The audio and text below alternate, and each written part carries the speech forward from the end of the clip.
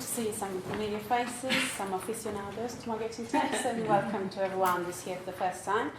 I'm delighted. The panel for the subtitling session is absolutely fantastic. It's a all-female panel, so women power. So the first speaker is Dr. Carla Sullivan from the University of Bristol. She's senior lecturer in translation studies. She was on our desiderata list for about several years, and I was like factor between. I invited last year. We talked about multilingualism, and people, like many of you, might be aware that their book published in 2011 talks in depth about multilingualism in cinema, translating popular film, which was published by Palgrave. But then I was aware of her research on the history of subtitling, and we were already working on this year's edition, so I knew she would be the perfect speaker to open this session. She was former board member of the ESD, and she just recently co-edited the translation of films, 1900 to 1950. So please welcome her. I'm absolutely delighted that she accepted to give us a presentation today.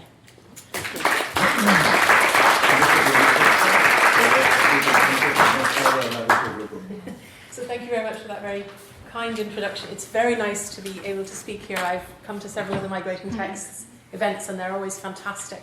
Somewhere in here, there are some slides. So what I wanted to do today was talk a bit about the technical side of the development of subtitles. So some of the ways in which the technology is developed, and I'm not from a technical side, but more from an aesthetic, the side of the viewer who's experiencing the film.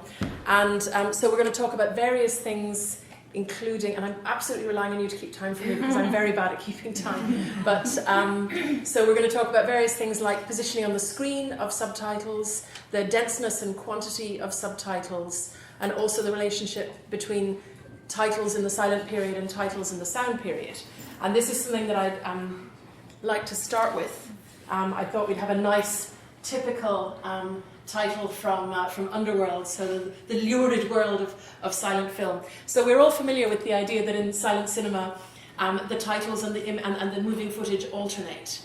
And this is the standard mode, and this governed the ways in which storytelling in silent film developed. Now, what is less well known, perhaps, except to a small number of silent film nerds, is the degree to which the superimposed title was also very important in the silent period in various ways. So what we have is a period in which superimposed titles are used as a special effect rather than being used as the standard method of storytelling. And of course, in what we think of as subtitles, they're a continuous running, they're the standard feature. So we have instances where moving footage becomes superimposed through double exposure on the behind the title, if you like. So titles, you have a title as here, and then the action fades in. You have various technological examples. So this is an example from, I got the example from the wonderful Shadow Play blog by David Cairns, which is absolutely amazing on film technology and silent and early sound film in particular. So this is a gramophone where the title is superimposed on the image, on the footage of the gramophone playing, so that we understand that it's the song lyrics that appear that are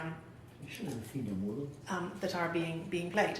So I would like to talk a little bit about sort of dates and things. So obviously sound film comes in about 1927, and we'll talk about that in a little while. Experiments, titles are often considered, in the standard histories and translation studies, titles appear around 1903. But in fact, in the film histories, titles appeared several years, titles of various kinds appeared several years before that. So in the book that's coming out later this year, which I feel the need to plug slightly, Translation of Films 1900 to 1950, it starts in 1900 partly because titles, there are certainly titles from 1900. So although film started as the moving image, titles became part of it very, very quickly. And you'll probably be aware that there was a big debate about whether films should have text, written text at all, and purists who said the ideal film is Murnau's The Last Laugh, Der letzte Mann, you know, with no titles, though it has one title at the end, but the Taboo also worked on Flaherty and Murnau's Taboo, which only has titles which are diegetic text in the image, so telegrams, letters, notices, those kinds of things.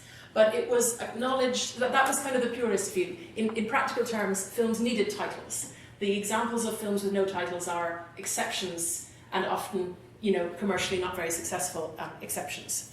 From the 1910s, we have experiments in superimposing the title on the action. In 1915, we have something called the Hall Leader. So one of the film companies began to produce films with superimposed titles as an innovation which was going to revolutionize storytelling. And what's interesting is if you look at the Lantern press data, you get at intervals. It's a bit like subtitling. You know, every now and then every few years somebody publishes a big splashy thing in the Hollywood Reporter or the New York Times saying subtitles, they finally caught on, you know, or now with Danish television and European television on Channel 4, yes, subtitles are finally mainstream, and yet they never quite become mainstream.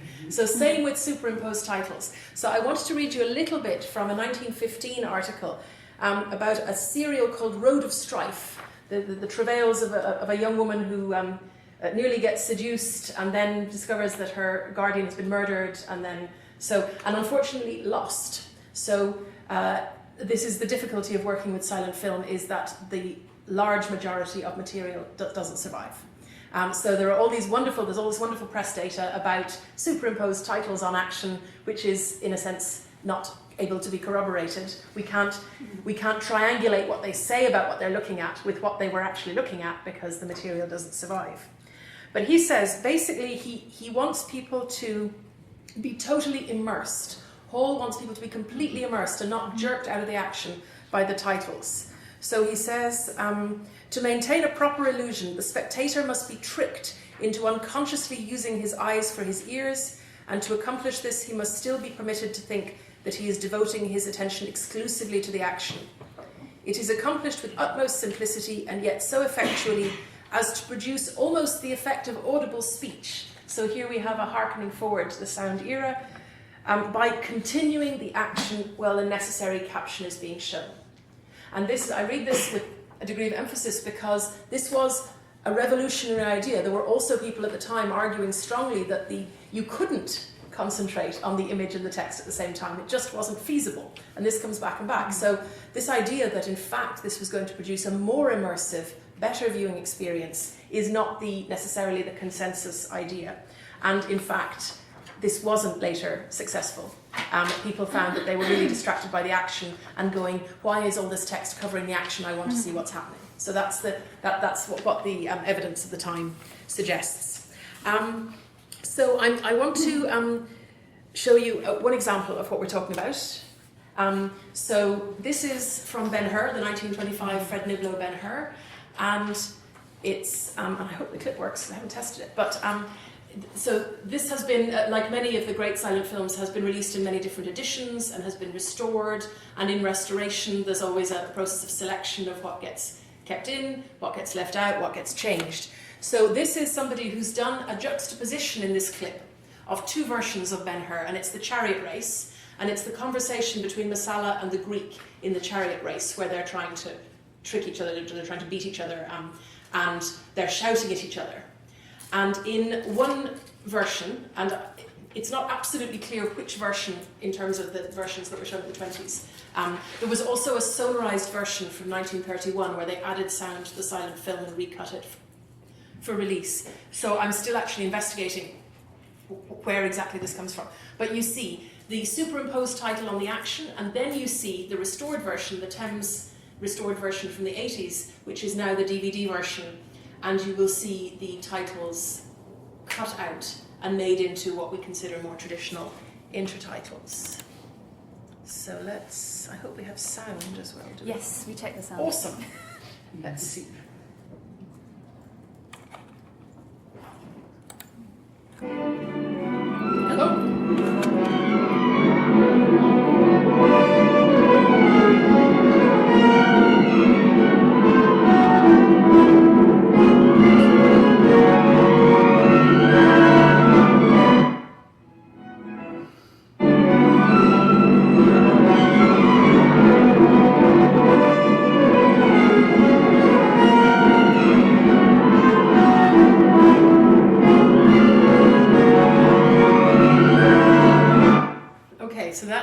so you can see it's really startling, the difference between, okay, whoops, I don't want you to play whatever you're trying to play there.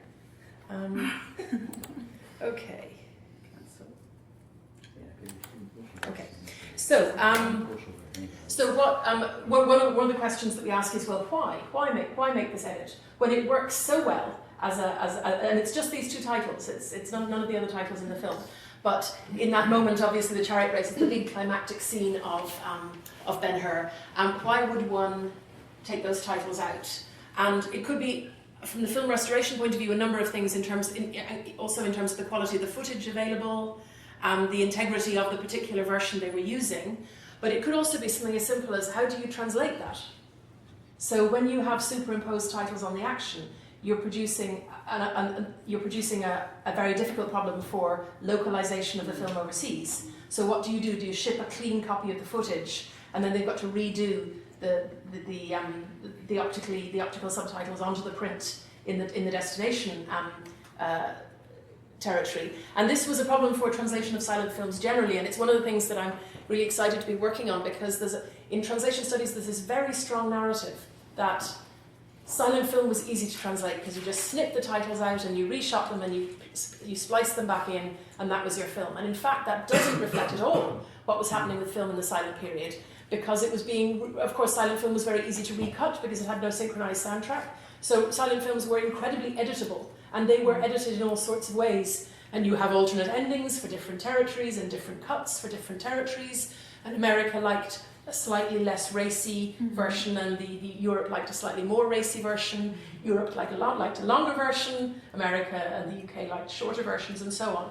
So the translation of silent film was a very complex process, and it hasn't really been written about, partly because a lot of the editing is not seen as translation, and that's one of the things that I'm arguing strongly, that the editing is part of the translation. So here, this produces a kind of internationalizable version of the film, where you can translate those intercut titles very easily. And I have, I think I have a Spanish TV broadcast version of this film, which, and that's obviously, very easy to do and much less expensive. Okay, so that's the superimposed title. So it happens in big budget productions, it happens on a bigger scale in more experimental productions, but it's sporadic. And then we arrive at the sound period. And this is obviously just a sort of a conventional marker of the arrival of sound, because sound was being experimented with before the jazz singer in all sorts of ways by different companies. So this is the jazz singer with Al Jolson, which is conventionally considered the first film to have sections of recorded sound. Then, yes, we'll come back to Marlena in a moment. So looking at the development of subtitling, it happens at two different speeds, slightly different speeds, in English-speaking territories and in non-English-speaking territories.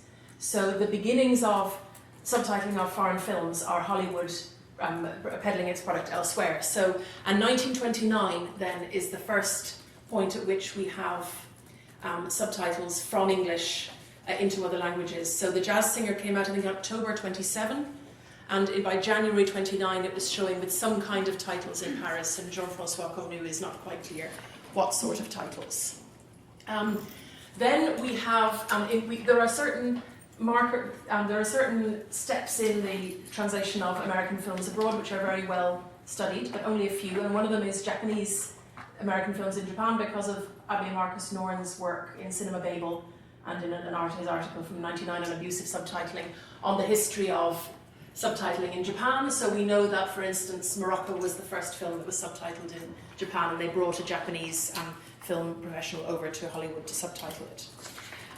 So subtitles catch on pretty quickly in some territories. This is stuff we know already, so Japan is one of them.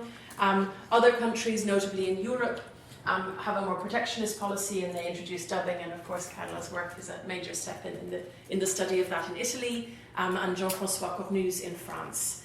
And there are many other important studies. So in Japan and other countries, the issue of quantity of subtitles comes up, because in silent films they're not giving you everything that the characters say. They're showing you footage of the characters speaking, and they're giving you the edited highlights. So then when subtitles come in, you're talking about subtitles coming in for an audience which is used to seeing silent titles. So they come in much the same selective way. And in fact, in English-speaking territories, they come in not as superimposed titles initially, but as silent titles. And sometimes they're even, in the manner of silent titles, they're translating the character's thoughts, not the character's speech. So the idea that subtitles reflect the speech and the written text in the image is a convention which developed in the course of the 30s rather than something which was immediately obvious to audiences of the time. So we have, Fox Movietone Follies of 1929, another film which was shown with subtitles in French and German, which may have been superimposed on the image. Weary River, which showed in France in summer 1929. And Marcel Carnet, who was working as a film critic at the time, he says that its limited success was due to the fact that it had a lot of titles. So again, in the press data, what you get is too many titles, too much reading in a number of these films. But you also get an awful lot of data saying not enough titles. We didn't understand what was going on. So Carnet says subtitles won't catch on, apart from the fact that it's very unpleasant. It is physically impossible for a spectator to follow the actors' performances and to read the subtitles at the bottom of the image at the same time. So, and I suspect that that's to do with that I suppose no more than, 3D films, or I'm trying to think of other examples that we would have now, where you have to retrain yourself to watch the medium in a different way, and that's the shift from silent to sound. So I've got a few examples of what else was happening technically in subtitles at the time. So first thing is, we're used now to being able to put a drop shadow on subtitles. So even if it's on a white background, you have the technology to outline your subtitles in a way that they're clearly readable. But with optical titles, you didn't. So if you had a white area on the screen, you were stuck. And there's a lot of complaints about, even, as far as the 1950s and 60s, watching Bergman films where you're only catching part of what's going on because the subtitles are whited out on the screen. Here's an example from Mädchen in Uniform, the Leontine Sagon masterpiece from 1931, which has still not commercially available for reasons which we can go into in the discussion if we like, but I suspect it's partly to do with the translation. In France, it was extremely well reviewed at the time, and it went even into some relatively mainstream cinemas in a number of countries. In France, it benefited from subtitles by the writer Colette, and that was publicised at the time. So these are Colette's subtitles, and this is the awful headmistress of the Prussian girls' boarding school saying, "Hunger and discipline, discipline and hunger, that's how we'll become great again," And so, which is not really relevant to technology, but but it's still a great shot. And as you'll see, the subtitles are here, and this is because in this scene she's sitting in front of a big blotting pad, which is white. So the subtitles are mostly on the bottom of the screen, but they move when they need to. And the other thing that we'll notice is that this is 6 lines of subtitling, and that's also not uncommon in the period. So in the early couple of years of subtitling, you had certainly the prints I've been looking at the BFI of those films from the early 30s, up to 4 lines of subtitles. So you have a lovely big typographical block in the middle of the screen. With Broadway Melody, which was the first commercially large-scale localization project of the Hollywood studios, you have Broadway Melody, which is sent to many territories with titles. And I haven't been able to find any copy of one of those localized versions, but it was sent to Brazil, it was sent to France, it was sent to Spanish-speaking territories, and the data suggests that what's written about the titles at the time suggests that they were also put in interesting places on the screen. And that's interesting because now we've got people like Rebecca McClarty, and we have, name fail. So we have a number of scholars, including one, Wendy Fox is the person I'm thinking of, who are looking at subtitling in a more immersive way, and they're going back to, in a sense, these early experiments, something quite similar to these early experiments from the sound period, in trying to think about why do subtitles always have to be in this area of the screen. So the other thing that I suppose, just to mention in passing, again talking about Broadway Melody, is that this was fairly artisan subtitling production. So Broadway Melody was shipped to Brazil, as far as I know, without titles. And then we're told, we have a nice account from Valdemar Torres, who was head of publicity at Metro's Brazilian distributor, talking about 1930, yes, he's writing in 1936, but he's writing about the summer of 1929, and he says, "The Broadway Melody premiered on a Friday with no Portuguese subtitles. On Saturday there were 8 or 10 subtitles, with me praying in the stalls of the Palacio that there would be no sync trouble, and on Sunday there were 20 subtitles. And between one day and another, a long night in Paolo Benedetti's lab, I was marking the places of the dialogue translations, making the internegatives of the scenes that would be given the few superimposed subtitles." So we can see, for a whole film, 20 titles. Now a film would have 1,500 titles quite easily. So again, we see that these subtitles are not perhaps what we'd consider the same as today. Here's another example of the ways in which titling was integrated with the action. Does this play? Is this possible? Maybe. No? Okay, so that's just the image. Yeah, so this is Victor Trivas's Niemandsland, which is a First World War, produced in the early 30s. It's a First World War pacifist, pro-internationalist film where he takes a number of soldiers, each of a different nationality, in a foxhole. It's been done by other people since. The dialogue is translated. This is a version from the Netherlands, from the I Museum. And so each country would title it as they needed it for their own people. So we have this film where, in different countries, different characters will need to be subtitled. And what's interesting here is that the subtitles move around the screen. So here, there's not much happening in this bottom right-hand corner of the screen. There's no action, so the subtitles are there so that it's not obscuring this character here who's having a bad moment in the bottom left-hand corner of the screen. When we have a character who's standing up giving a toast, suddenly the subtitles are beside him. So, there are relatively few subtitles on the print. So there's this period of sort of, what's the word? The norms are still developing. They're still they're not particularly fixed yet. So in terms of the way the subtitles were produced, so they're optically photographed in this period onto the print, but there are other examples of how they were done. And there's one report from 1931 where we're told the superimposed title is on the set itself while the actors perform. So in other words, they actually physically create the titles in this, they're part of the pro-filmic event, what David Warwick calls, and the actors are acting actually in the titles. I don't know which film is being referred to, and the wording of that is a little bit difficult to parse. So, and this brings across one of the research difficulties of this topic, which is that how to understand what is being described from the very limited descriptions that are available. So sometimes, as in this case, you're going, really?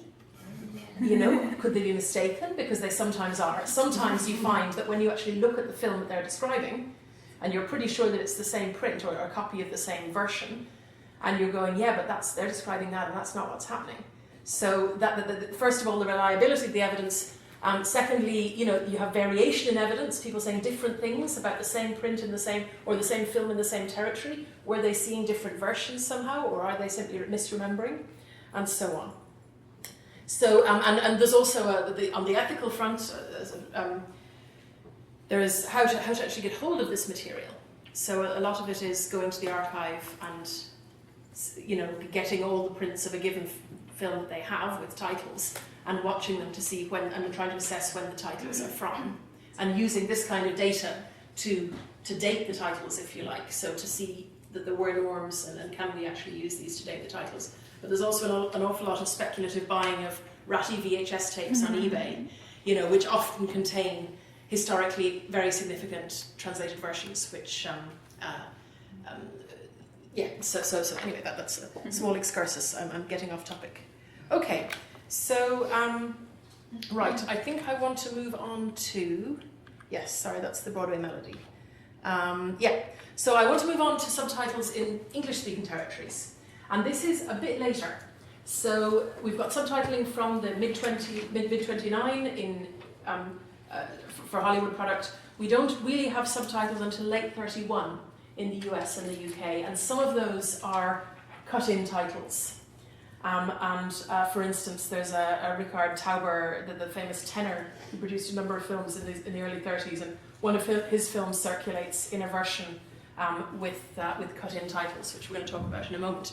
So this is not the first film title in the US, but the first film famously titled in the US. This is Zwei Herzen in drei Vierteltakt, 2 hearts in three-quarter time, 2 hearts in waltz time, which was a phenomenally successful operetta which ran for nearly a year in New York, in a small art house theatre, packing them in, including non-German speakers. And then they said, well, this could run even more if we had a little bit of translation. So at this time, you could see in the press people sort of going, you know what, I saw this foreign film and it was great, but I didn't really understand what was going on. Maybe they could add a few titles. So they add titles to 2 hearts in waltz time. Here we have, yes. So this is Maitland from the Chicago Daily Tribune saying, would it hurt foreign producers to give us a clue in English? Maybe a prologue. And of course they did use prologues. They recorded somebody telling you what was going to happen in the film, and then they had the film. That was another way that they translated the story. But usually in the late 20s, early 30s, what you have is you have a piece of paper that you take into the cinema with the plot on it. And reviews of the time are very clearly aiming to provide that synopsis which will allow people to understand the plot. There were places which went a bit more adventurous with that. So at the Film Society in London, Toril Dickinson talks about people being given a translucent piece of paper with titles that they would hold up. So sort of augmented reality before augmented reality. I don't think that really caught on either, but there's just a mention of it. Again, if one could find the actual materials they were looking at, this would be fantastic. So so let's just So this is, I think, the first ever ad for a subtitler from I think that's from 1932 from one of the New York papers. What we see is wanted title writer with experience on superimposed titles. And this is interesting for a couple of reasons. One of them is the idea of the continuity between silent title writers and film subtitlers. And this is not necessarily the case. I've seen some evidence that people who were silent title writers did go into subtitle writing. But I've also seen a lot of evidence that it was more the editors who were writing the subtitles. So the particular roles that we think of as structuring the audiovisual translation industry weren't the case necessarily in that period. And one of the things that's one of the things that's really significant. No, that's okay. Is the prestige of the subtitler versus the title writer. So title writers were big stars. In the first year or two of the Oscars, which was just at the end of the silent period, there was an Oscar for title writing. But it wasn't replaced in the silent period by an Oscar for subtitle writing. And there are, I think Spain and France have their own prizes for audiovisual translators, but most other places it's pretty unsung. Again, title writers were always mentioned in the credits. In the early sound period, subtitle writers are sometimes mentioned in the credits, but often not. And gradually, they sort of descend into obscurity. Okay. Yes. So this has been quoted by Norton, so you're probably familiar with it, but we're just going to look at it again. So this is Herman Weinberg, who was the first and probably one of the first people to subtitle films in the US, and he talks about cutting titles into the film. So every couple of minutes there'd be a full screen title announcing that Eric has left Maria to go to Switzerland with Hedwig. We shall see what happens. But that didn't work because there were always a few people who could understand German and they would laugh at the spoken jokes in the film. And everybody else got annoyed because they thought they were missing something, and they were. Okay, now I'm going to skip right through. I'm going to let me go right down to the bottom. I want to come back to this idea of quantity. So, yes, so this is how many subtitles should a film have? And this is a question that goes right through. If you look at, in different decades, people writing about subtitling and saying the ideal film has about X subtitles. It starts in the 30s with about 350, maybe, and then 700 in the 50s, and now we're up to 1,500. Or 12 to 1,500 in many feature films. It's not that those films are getting talkier. it's that the idea of how much of the dialogue you need to subtitle is changing.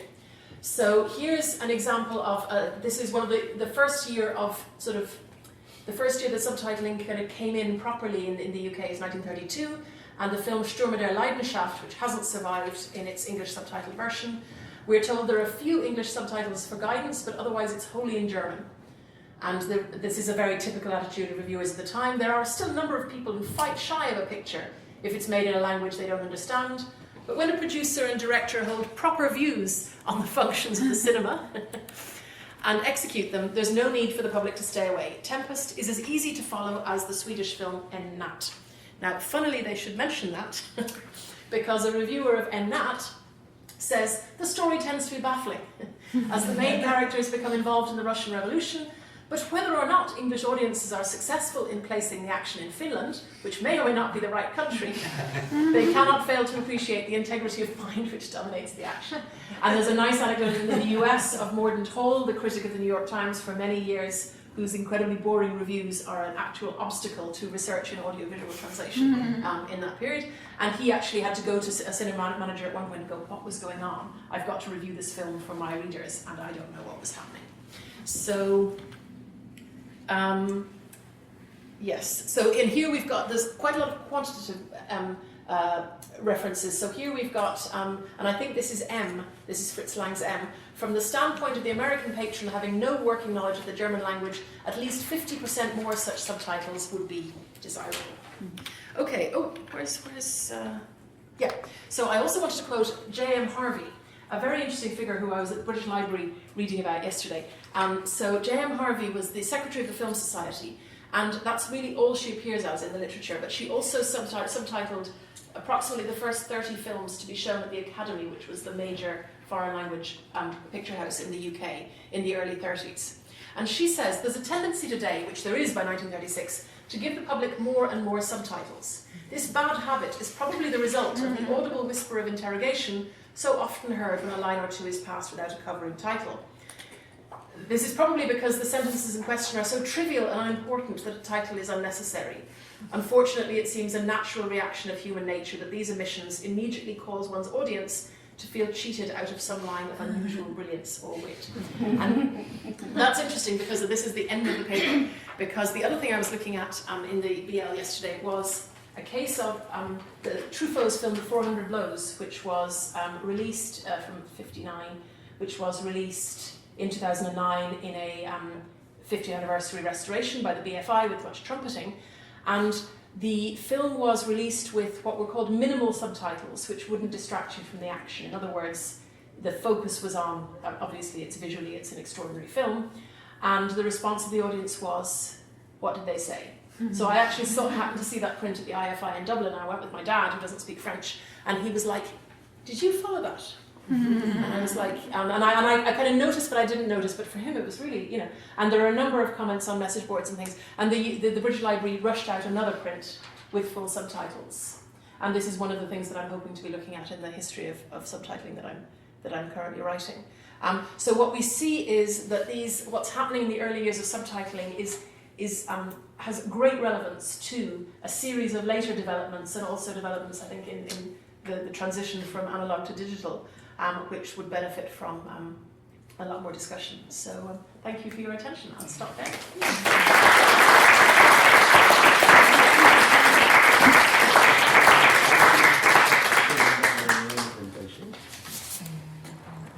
Thank you very much, Carla. I'm sure that we'll have time after Andrea's talk to ask questions. I'd rather have the two speakers together, and then we can dedicate some time to this brilliant topic. And again, thank you so much, Carla.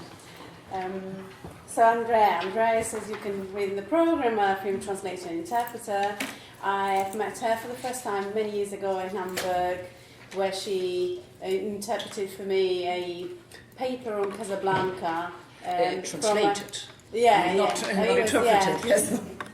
It was very inspiring performance that she gave me. Just it was like a very private interpretation because I was the only one who wasn't able to speak German. For years, yeah, I was the only one in the audience who couldn't speak German, so she interpreted it for me. It was very inspiring, and a few years later, then you ended up translating one of my articles that ended up in the synagogue booth.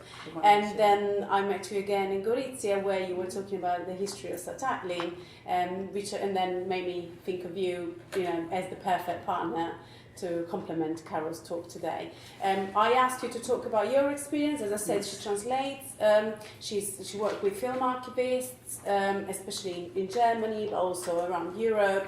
She's also very active on the rights of the subtitlers and speak out for the profession. So I think you are the perfect person today to kind of give your experience and we shall see later on also we're discussing about fan subbing, so there might be quite a heated discussion about what subtitling and what subtitlers should do and what they should be. So yeah, thank you very much. Welcome, Andrea, and I'll give you the floor. Yes, thank you.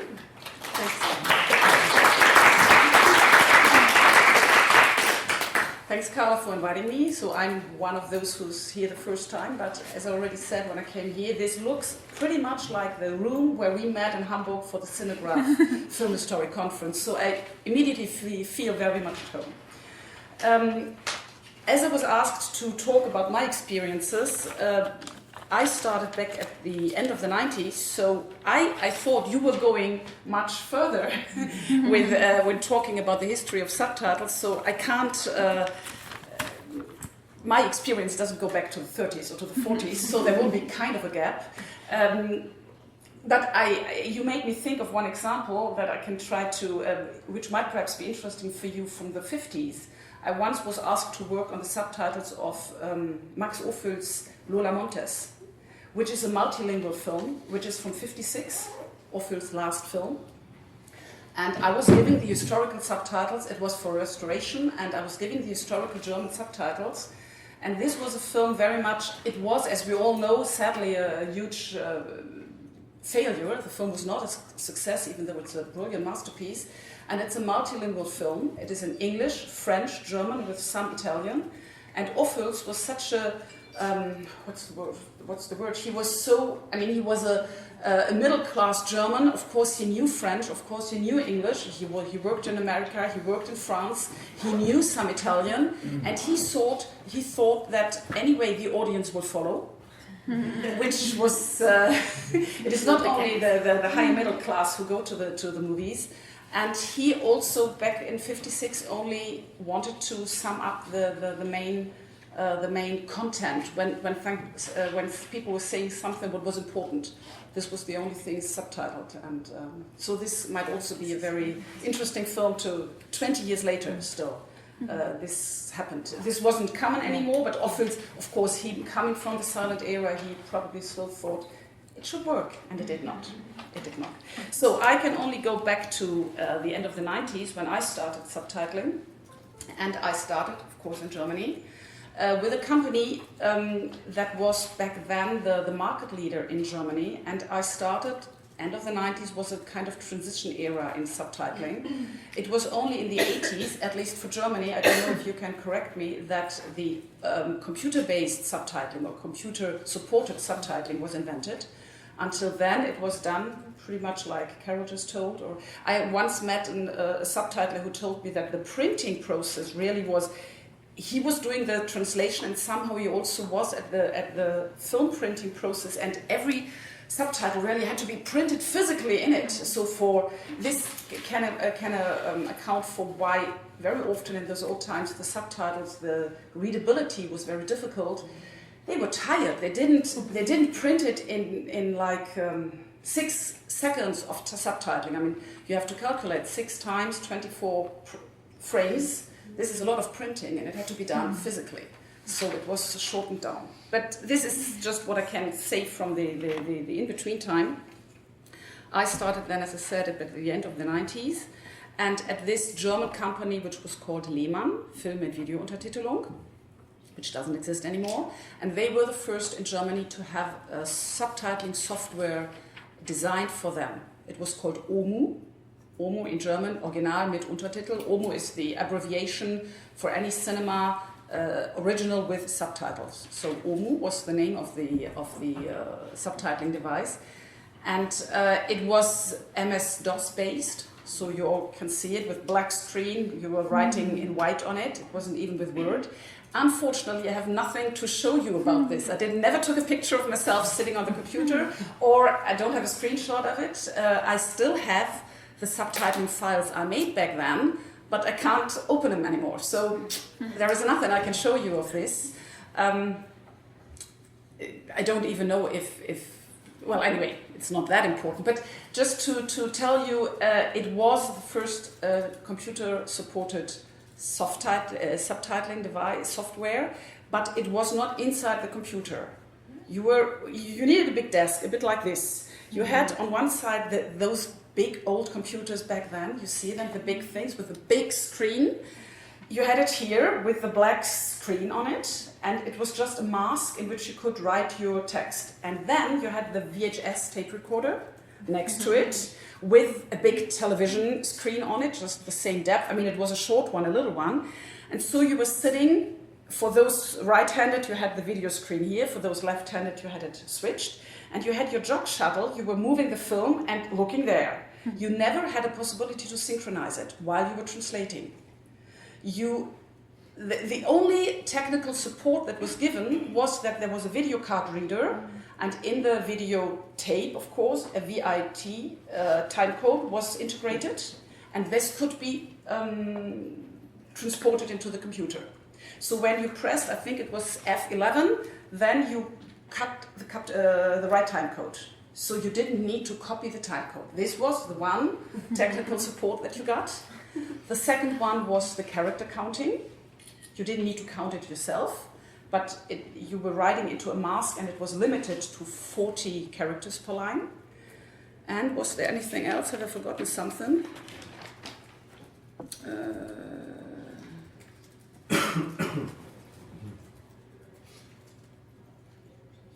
No, I think... Oh, yes, and the VHS tape recorder was also adapted. It was not an ordinary one. They tricked around somehow, so when you moved it frame by frame, the sound was running, which of course is extremely important to get the very frame in which the character is speaking, which the dialogue is starting. So this was the main action. You were stopping when you saw somebody was talking. You were going on frame by frame, then you imported it, and then you were working in there. And when you moved back, it was a bit of... Today you always think, how did we make it? But we did. Of course, the main thing, we were not the ones who were synchronizing it. Yes, I should perhaps go a step further. Who were we working there and who were the persons involved? Of course, back then there were no studies in film translation or subtitling or anything like that. People were coming from, perhaps they were literary translators being interested in film, or just like me, I was the other way around. I was not trained as a translator, but I was a film buff and film highly interested and passionate about movies, and being not with English, as you may hear, but with French, more bilingual, so that I started translating with it. But anyway, what you need for translating, every literary translator can tell you, it is not the quality of your knowledge in the foreign language that counts. This is what you bring along, but the most important thing is, of course, the knowledge of your own mother tongue. This is the language that you need really to be perfect in to make a translation.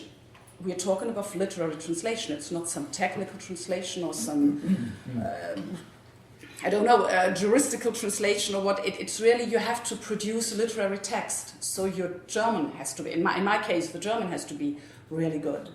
And people were coming a bit from all places, all areas, to being interested in that. And since subtitling is both an art form and a craft, we were learning like a carpenter from, did you say master? The apprentice is learning from the master. So I went to this subtitling agency, back then the big ones, the V1s. When I was at their place, they were celebrating their 10th anniversary. So by then, already some other agencies had started, but there was a time when Lehmann, with his They were subtitling for Berlinale film festivals. They were really the ones who started to professionalize it in Germany and setting the standards. And I was learning with people who were doing this for more than 10 years already and who had a huge experience, and they gave me their experience so that you don't need to start. Every subtitling or every translation is to make choices. You have to follow different rules that always contradict each other. You want to translate the content, you want to follow the subtitling rules, the technical rules, and you have to follow the filmic language, which is the cutting, the rhythm of it. And it never works. You always have to sacrifice one of the three or two of the three, or perhaps sometimes you can combine them all. So it is, of course, great to work with people who are more experienced and who tell you how you can get out of these, to learn the tricks of the trade by practitioners, not by studying or by reading only. So you need to do this. And so as I said, I came from my film enthusiasm, but I know of colleagues who came from poetry translating.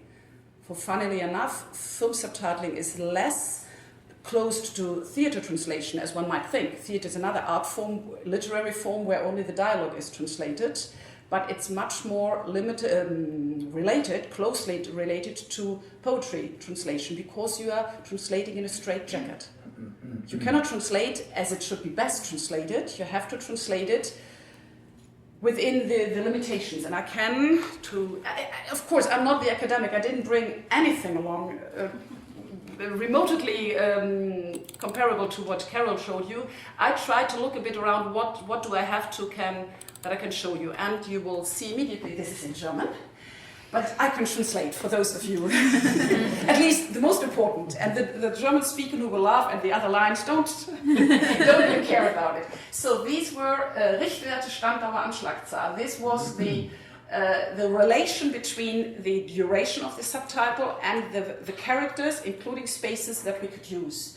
So yes, as I said, sitting at this black screen with a white writing on it, we didn't have a duration counter. I had to count on myself, and I'm very bad on numbers. I'm good on words, and with the second having 24 frames and not 50 or 10 or whatever I would prefer, it took me quite calculated. So you have to count how long is it, and generally it's half seconds only that are counted, and then it was back then different number of characters for film, for DVD, and for television. So I think this is self-explanatory, and if you understand the words, this is what I added here. I was giving this list in '97. Back then, we still had 60mm. We had only 34 characters per line. Those of you who are familiar with it know that today, 60mm, just forget about it. 35mm was only 40, and as I said, the mask in which I was writing, it was you couldn't add more.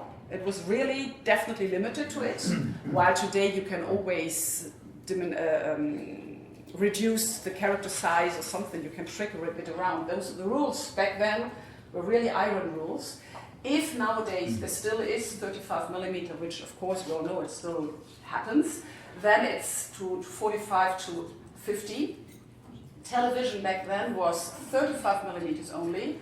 Today television is also like film 45.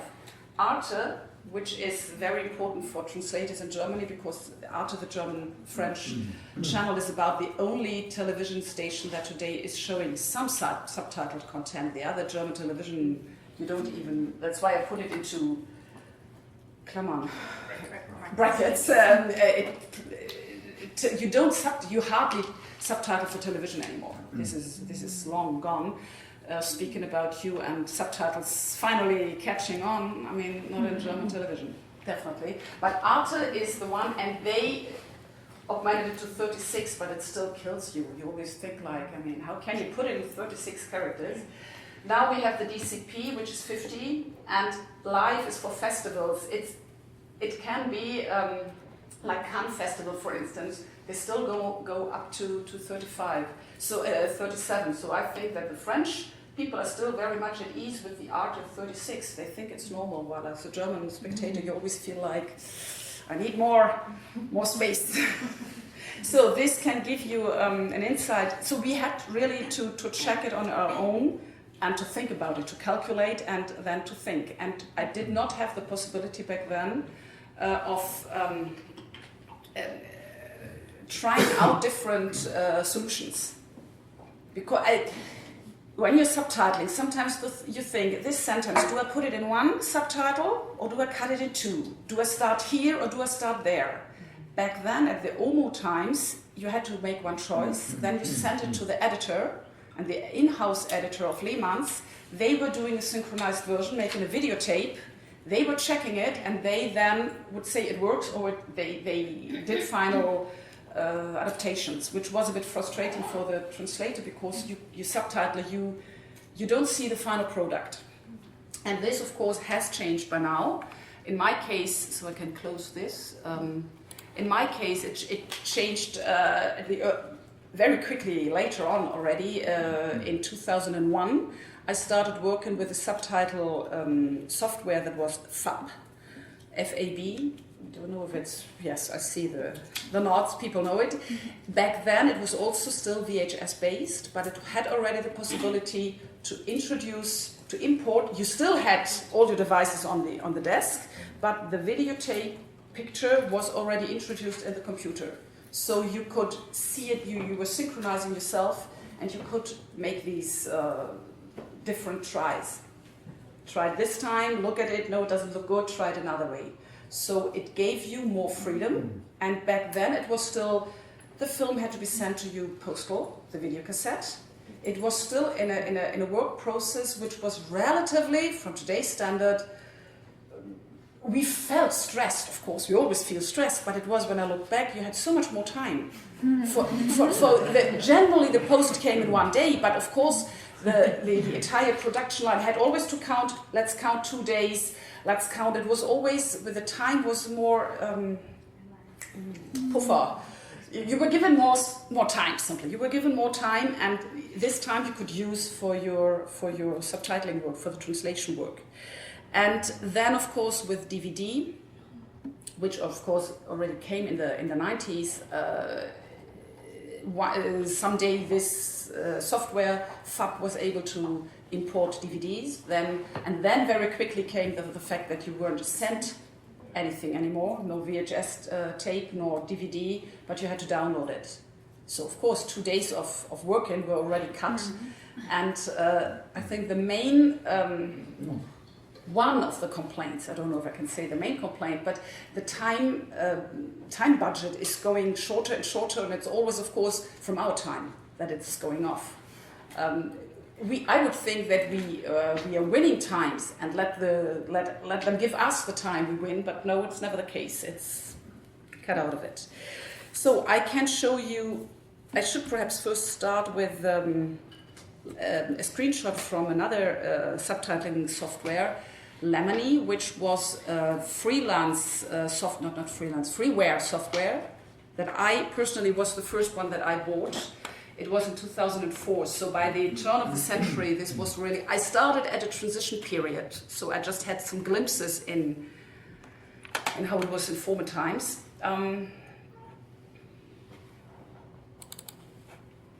This is a screenshot from this, evidently, of course, in German, and it's a bit, I think you can't really see it, but it's flew out of focus. But there you see already the film image. This is a still from a letter from an unknown woman. Again, Uffels, you see? and there you see, I mean, we have the VIT time code in the picture, and we see already, which is always very important, to see lots of other subtitles, not just to see the subtitle you're working on, and you have the time codes in and out, but still, and this, with this software, you have to make the calculations on your own. So it's a bit like OMO. This is why it shows it. It's as far back as it goes. The time code is imported, but you have to count yourself the duration and to count yourself how many characters you can put.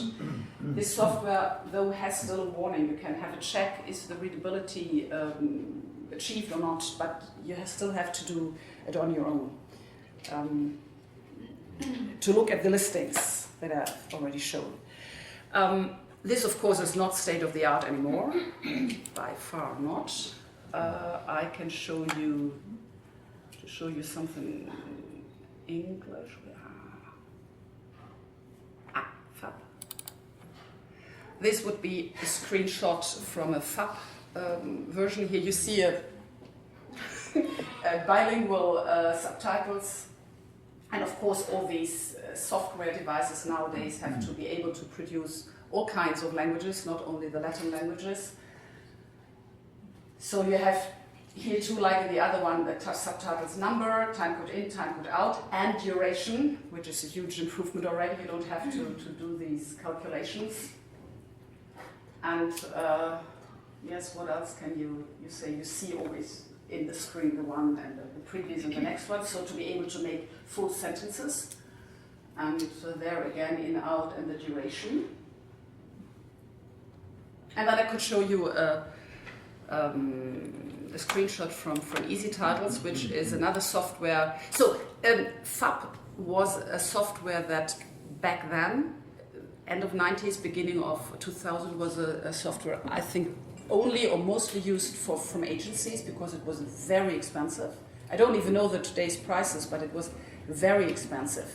Yes, I've also forgot to mention, when I was working for Lehmann, they gave me the computer and the software. It was theirs. I didn't even need to have my own computer.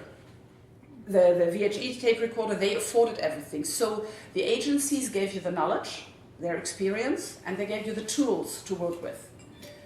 But they were specialized experts on subtitling. This was their duty. This was all they were doing. And they were good at it, if not even the best. Then came the freelance. The freelance movement in subtitling only came when softwares became available. And this was, like I showed to you with Lemony, that was the first one that I bought, got, I didn't even need to buy it. And Easy Title is another one that many freelance translators have. Just to give you an idea about what we are working in. The one feature of Easy Titles is that the cuts are given, which is very important, of course, because the subtitler has to respect the cuts. So normally a subtitle is to end with the cut, because we have to respect the filmic language. Or if it goes over a cut, then it has to be a long time over it. Of course, in German, we tend to make long and complicated sentences, and we generally need more space.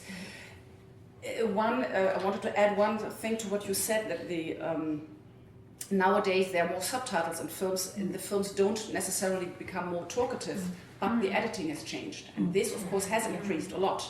The cutting now, normally we say a subtitle should never be below 1 second. And there are so many films where you hardly have 1 second of film without a cut. And this is a huge difficulty for our work now, that non-English subtitles, I'm not subtitling into English, I'm subtitling into German.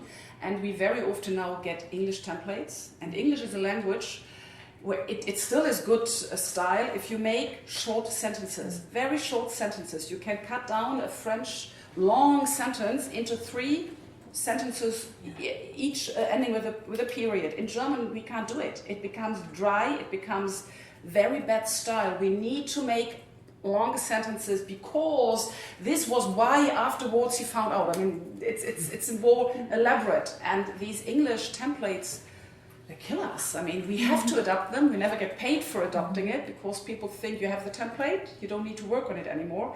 So the number of subtitlings is increasing also because of filmic language changing, and it's changing a lot. And when you think about the quotations you gave, in the 30s still films were very long. One should be able to compare the number of words to know if the amount of translation is increasing. Yes. It's not the titles, because if you have always 2 full titles, and now you have titles with 3 words only, it's not so comparable. So this was just the technical, so that I can show something on the screen, not having a nice presentation. What else could I say? So everything's wet, okay. So from I'm now doing subtitling for almost 20 years. So what I can say, what has changed, as I already said in the beginning, that when I started, you learned from colleagues, from experienced colleagues. You learned in the trade, like you learned in your craft from the master. And first they had the tools that were given to you freely. Now you're asked to acquire them on your own, to buy your own software, and to keep up to date with the techniques. And generally a translator is not very gifted in anything with technology. I mean, I'm not. So you have to keep track of it. But of course the most recent developments, which are one that I didn't share, because happily I'm in my niche and I can work the old way, generally with art house films. So I'm translating movies for arte or for cinema. But today the big market of subtitling is of course in television or Netflix or everything that is not in the cinema houses. And with the big series, a huge amount of subtitles is needed. And there we now have the cloud-based subtitling, where it is not the expert, the subtitling expert agency that is giving you the knowledge and the tools, but it is the producers of the film. They set the rules. They provide a software which you can't even download. You are subtitling in the cloud, and it is, how shall I put it? I mean, it's not the right people to define the rules simply because they are not from the trade. They are not translators originally, except what you were going to tell me. I don't know. And anyway, I'm not working in this, but this is just I wanted to stress the difference of the trade changes in the trade that came along in the last 20 years only, and which did not, and this of course I can say in the general way, when I started, the fees were much higher than they were today. When I started, subtitling was a decent job of a literary translator. It would feed his man, as we say in German. I mean, you could live on it, you could feed your family from it. It was a real profession job, and there were people of all ages. Up to 60 you were working or 65 you were working as a film subtitler, film translator. You always had your credit subtitle in the end. You were treated like a literary translator. I mean, nobody would publish a book without saying who did the translation. But back then, the need for subtitles was very very limited compared to today. VHS tapes generally were not translated. I mean, translation was done for television, but mainly for cinema. It was only with the invention of the DVD that the subtitle tracks, especially the multiple subtitles tracks, were invented. And immediately with the DVD, so the need was increasing, but immediately at the same time the prices were going down. We wanted to introduce, I mean, let's say an American film is to be published on DVD in Germany, but let's say in Europe, we put all the European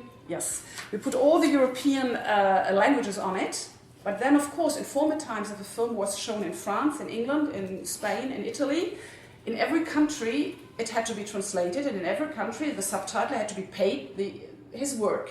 Now we are giving the job to one agency in, let's say, Germany, ask them to do the translation and the subtitling in all the countries, and of course the timing, the spotting, as we say, so when does the time the subtitle goes in and when does it pop out, will only be paid once.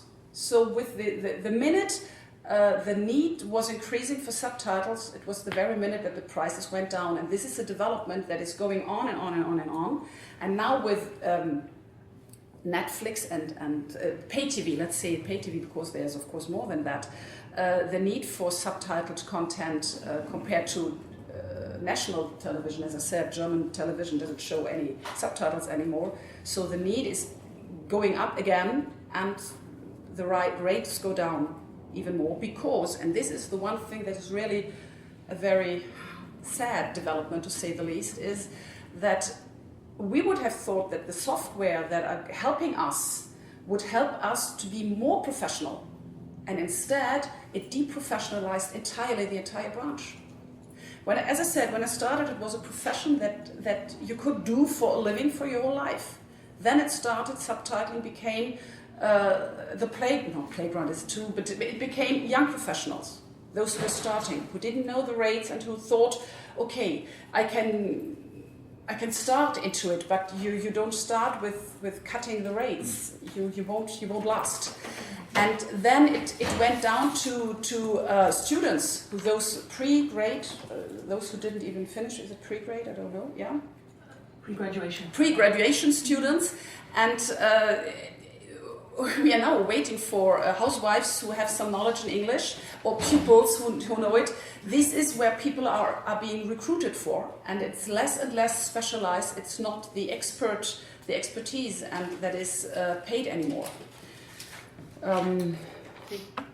Was it? I'm just looking if there is one important thing I forgot to say. Yes, and of course the one thing of also the softwares which are helping a lot, but it's only helping. You still in our minds like we did when we are sitting at this black screen with the white writing on it. You have to make decisions which are artistic decisions, literary decisions. It's about language and about how to put something right, to do justice to the piece of art that we are translating. But the software which is only helping on the technical side, in my impression, it reduces all the choices a subtitler does to it's just a technical decision. Let the software decide, and nobody has to think about it anymore. It's done quicker and quicker and quicker, and the time that the technical improvements should give us is taken from us, and finally what we most have to think about is not about cuts and about time put in and time put out, but about the right word, the good translation, the good artistic literary translation, and this is time that is being lost more and more. My last word? Yes. Thank you.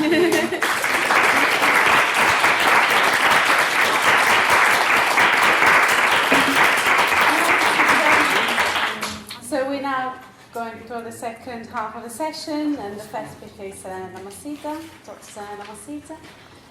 She's a lecturer in translation studies, in audiovisual translation actually, at Hampshire University. She's been many years at UCL, so people might know her because of her research there, and she practices her. She published her research work on Fandubbing in Italy I'm working on Fandubbing article as well. On Fandubbing in 2015 it was published.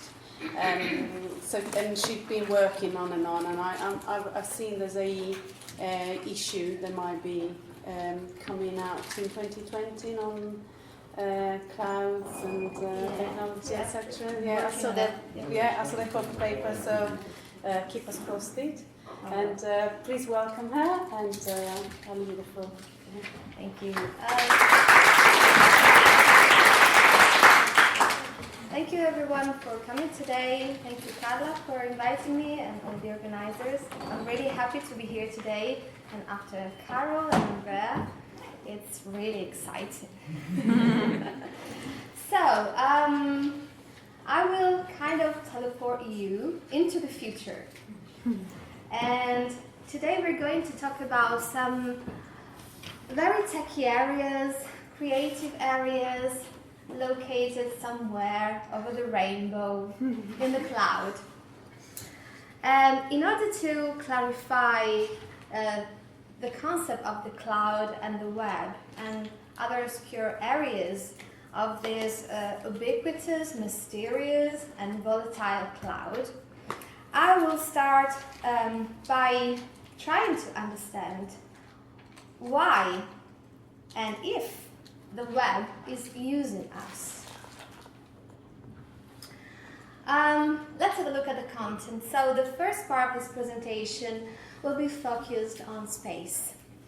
So we will try to understand what is the Web 2.0, what we mean with machine learning, HTML, XML, open source or freeware, is it the same thing? And artificial intelligence. In the second part, we will have a look at the actors in this space. So we will try to distinguish between two concepts, crowdsourcing, crowdsourced translation, and fansubbing. I will talk a little bit about the evolution of fan translation, and I will distinguish between a first wave of fan subbing and a second wave. And I will talk a little about Italian fan subbing and the two main communities we have, and a new one, Subspedia. In the third part, I will talk about the impact of fan practices, and the first thing I will talk about is the acceleration of audiovisual translation processes worldwide, and the case study is Lost. And the acceleration, of course, of global localization workflows, which is another area of my research. And I will talk about Netflix's Chelsea and the Hermes test that was mentioned a little. Okay, so let's start with the space. 2006 was a very interesting year for the web because it became a tool for bringing together the contributions of millions of people and making them matter. Grossman wrote, "For seizing the reins of the global media, founding and framing the new digital democracy, working for nothing and beating the pros at their own game, Times Person of the Year is you." So on the cover, we have a mirror that literally reflects the idea that following Stengel, you, not us, are transforming the information age. So, people, not really academics, but people in this field started to think about these concepts. And one of them is Timo Ruttley. He started to popularize the Web 2.0 and explained that the Web 2.0 is the business revolution in the computer industry caused by the move to the internet as platform and an attempt to understand the rules for success on that new platform. So the Web 2.0 was and is an experiment. There are some rules, and the first rule is don't fight the internet. What does it mean? It means that we will let users, use it as long as we want, and things are changing a little bit. Other rules are build applications that harness collective intelligence to get better the more people use them. So we are, the testers of this experiment. And in 2008, Bruns officially declared that the future is user-led, and we know it. Other rules, other concepts of the web. The first one is a perpetual beta. You know that when developers create a new version of software, they create a beta version to be tested. So the idea is to keep this beta version, this stage, for an indefinite period of time, like forever. Why? Because software is not a traditional artifact. It's a process of engagement with users, and is unfinished. It's never completed. Open source. I don't have much time to talk about this, but let's say that open source is an incredible tool to use data, reuse data, let other people use your data, because the source code of a software is accessible, freely accessible, and legally modifiable. So the idea is to share information to improve the code. So open source is not really freeware. It could be freeware for somebody, but it's better software. The cloud. So the other rule was don't build apps that reside on a client or on a server, but in the space, in the ether, between devices. And that's the concept of the cloud. The network is the computer. So now we go back in time. This is 1984, and this was a vision of what the cloud, the internet, will be in the future. What happened with the Web 2.0 is that it pushed computing power off the desktop and onto the internet. It created a computerized version of the internet. XML is the new HTML.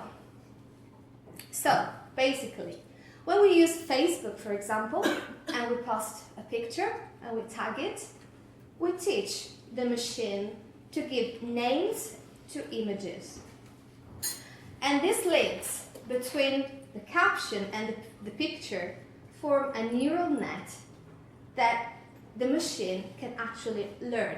So the machine is learning what we're doing. So, what's the answer to the question? What is the Web 2.0? It's a hyperlink dream machine. This quotation is by Nelson, and it was 1965.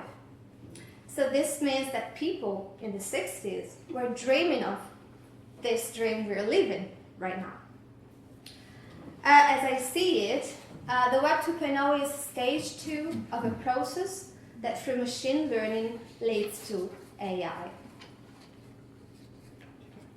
I would like you to watch this video to understand much better what the Web 2.0 is and can do.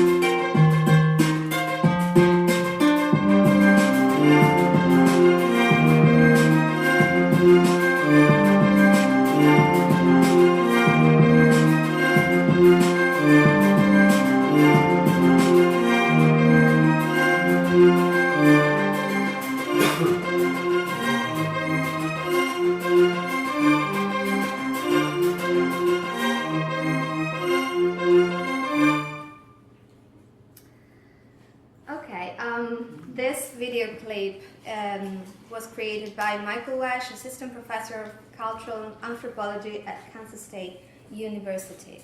I don't know if people at the back could see everything, but the main idea is that the shift from HTML to XML is the greatest achievement of the Web 2.0. But if the content created on the web is a digital artifact, is an unfinished artifact, we need to rethink a few things that we take for granted, like copyright on the internet, authorship, ethics, and privacy, because the rules set for traditional artifacts are not applicable here at all. Okay, let's have a look at the actors. So, we are all prosumers, by the way. All of you are prosumers creating content on the web. Crowdsourcing and fan-subbing. So these two neologisms, which seems near synonyms, are very dissimilar. We will see how. In 1999, Dinucci, in her Fragmentic Future, started to talk about the web, and she said, "The web we know now is an embryo of the web to come, and the first glimmerings are beginning to appear. We are just starting to see how that embryo might develop, and the web will be understood not as screenfuls of text and graphics, but as a transport mechanism, the ether through which interactivity happens." After 14 years, Tikosnik wrote that personalization is one of the key promises of post-industrial capitalism, since the niche marketing and two-way communication facilitated by the Web 2.0 all promise to give consumers exactly what each of them wants: personalization. Okay, so what is crowdsourcing exactly? We know that the Web 2.0 has given way to what we call web as participation platforms, exemplified by Facebook, MySpace, YouTube, name one. Here, traditionally passive users were encouraged to participate, becoming active producers, active consumers, or prosumers, intervening in the production process. This co-creative labor led to some, let's say, predictable outcomes, summarized in a very interesting book called Digital Labor, the Internet as Playground and Factory, written by Schultz, which investigates this dual concept, the playboard, swinging between work and play. And the concept of crowdsourcing is closely related to another concept, The Wisdom of Crowds, another interesting book. In this book, the author tries to demonstrate that the intelligence of many is worth millions of pounds. Think about the TV show Who Wants to Be a Millionaire? You know that contestants can appeal to the experts on the phone, or they can call the studio audience. Well, the interesting thing is that these random crowds pick the right answer 91% of the time. It works. Somehow it works. So, this ambiguity between play and work is a trademark of Google. If you look at these little pictures of their offices, the informal atmosphere where the best engineers collaborate with plenty of games and food is like saying that work and play can actually coexist. The thing is that this confusing notion is applied not only to paid employees but to unpaid employees. In fact, as Fuchs explains, Google exploits and monitors users by selling their data to advertising clients.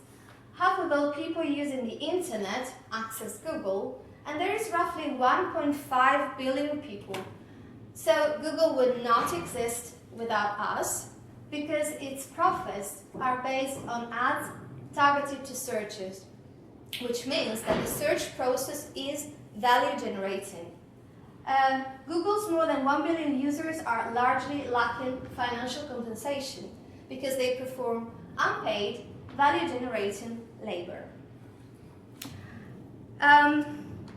Remember one thing: if you are getting something for free on the internet and you're not really sure, you cannot identify the product, usually the product is you. The same logical reasoning is behind the launch of the translation app on Facebook. So here we can see the disclaimer saying, volunteer translators make it possible for us to make Facebook available in many languages around the world. Thank you for your interest and contributions. You are helping to make Facebook accessible to a lot of people. We hope you will enjoy the app.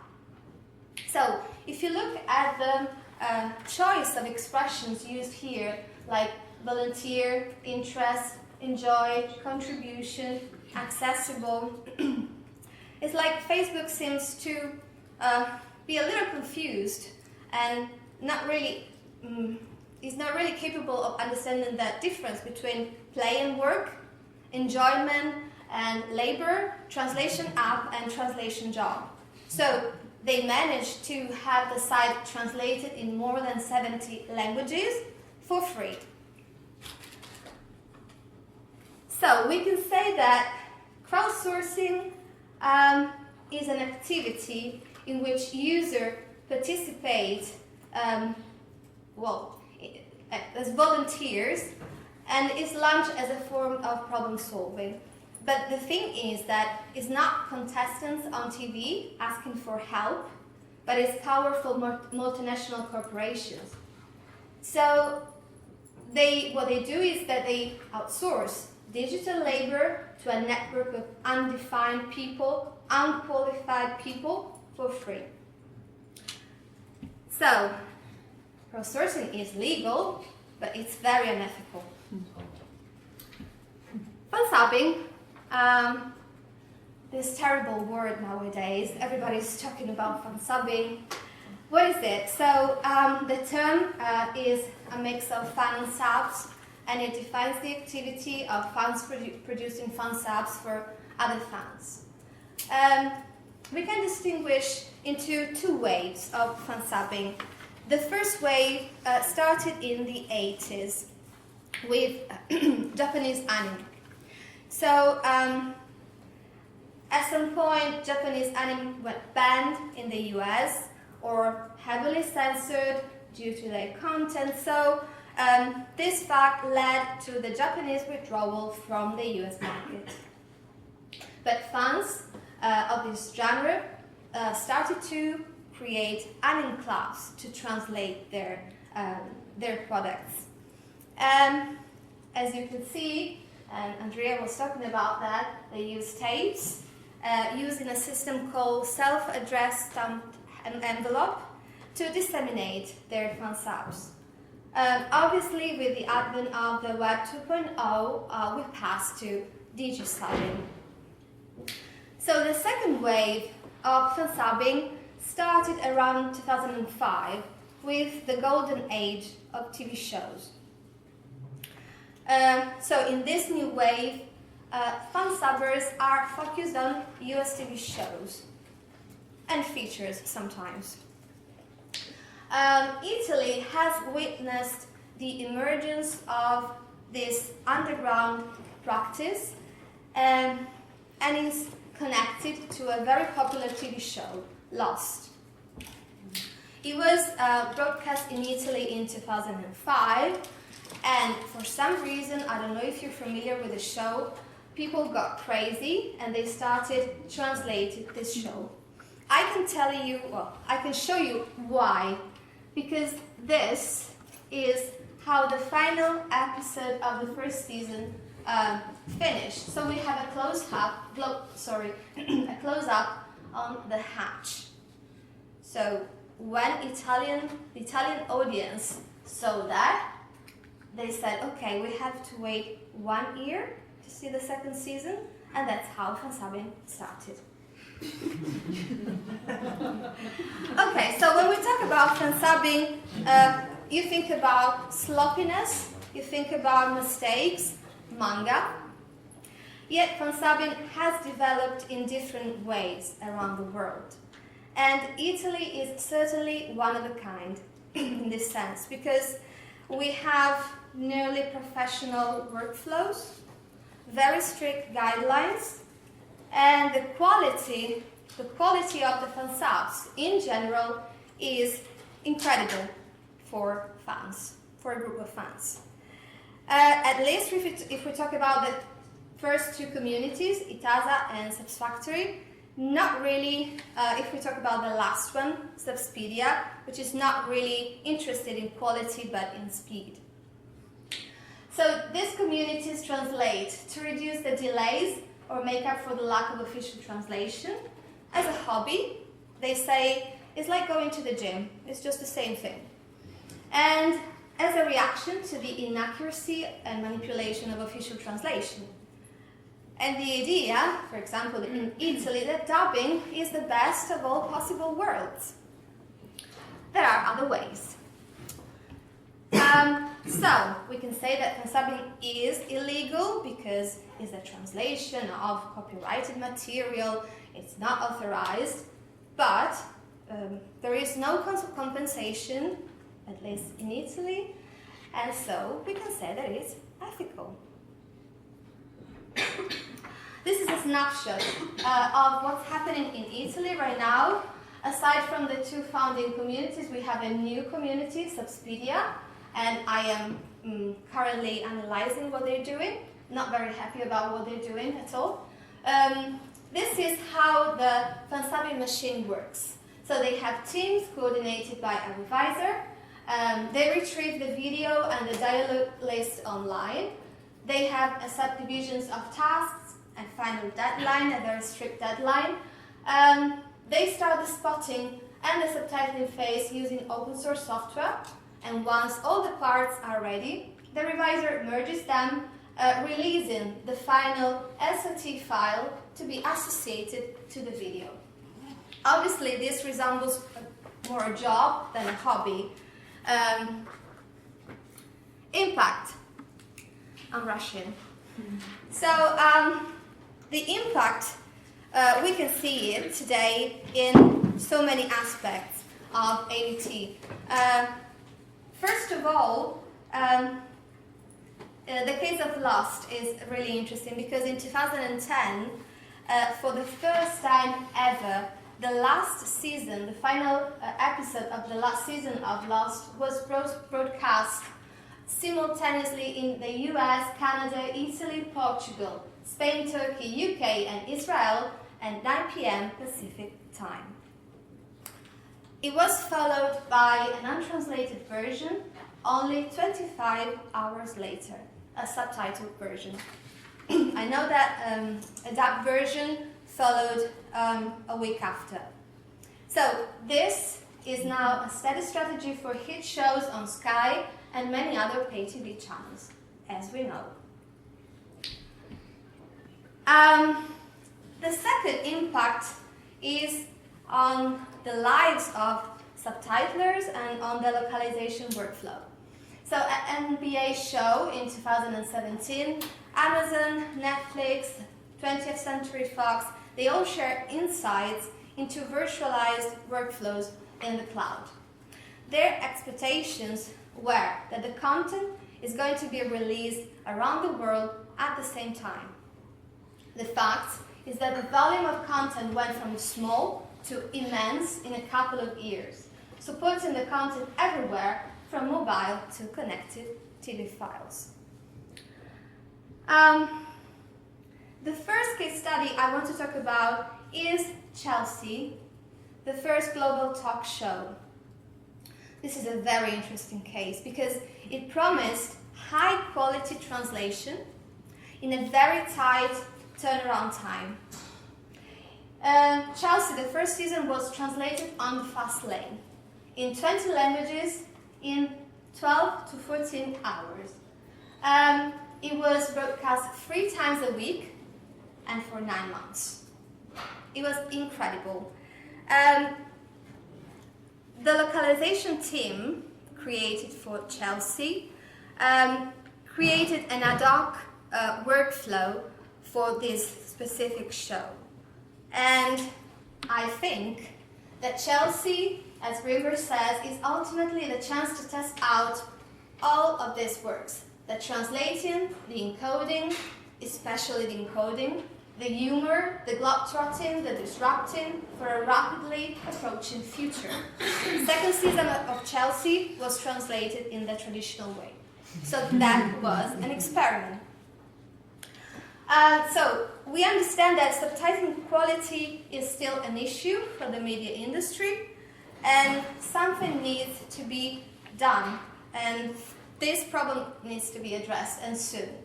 So that's probably why Netflix in 2016 decided to launch the Hermes test to find the best subtitlers, as they said, and cuisiers, especially around the world, to ensure the quality of multiple linguistic versions of their product. We don't know what's happening right now because things are changing just as we speak. The test is now closed. I'm not sure it was a fail at all. We don't know that.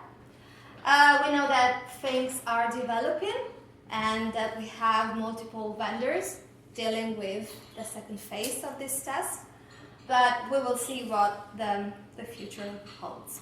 Thank you very much.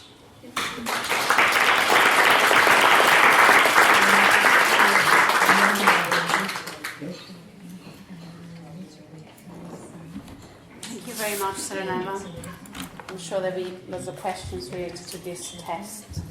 And I would like to introduce Rusika. It's me. Oh, yes. Nice to meet you. Please come. So, Rusika and I came into contact recently. I really wanted someone from the industry to talk about quality, and that's what she will be talking about today. She's from Deluxe Media, the office in London, the team lead of the production support services team. Yes. So it's fantastic to have you here. I'm very, very happy. Very much. Yeah, I'm very happy to be here, and thank you for inviting Fantastic. So she's multilingual, Serbian, Italian, me. Yeah. and so on. Yes, That's okay. English. Fantastic. So please welcome Jessica. Thank you. Thank you.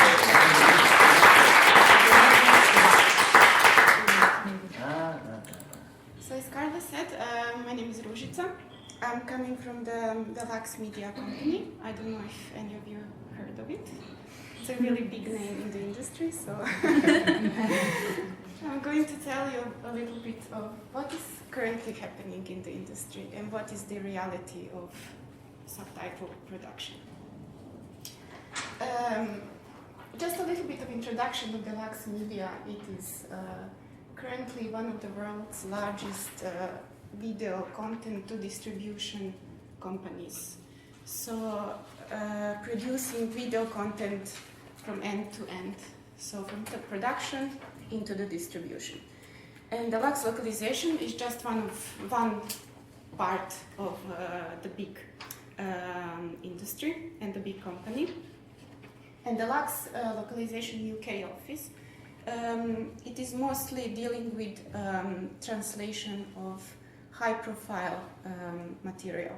So we are dealing with official releases of features and trailers for many territories. We are mostly translating movies in 45 languages at all times, and we are dealing with distribution companies in Europe, Middle East, Asia and Latin America, so mostly the whole world, let's say. My main focus here in this presentation will be about how do we assure subtitling quality, and then what is the reality and professional practice that we are dealing with nowadays.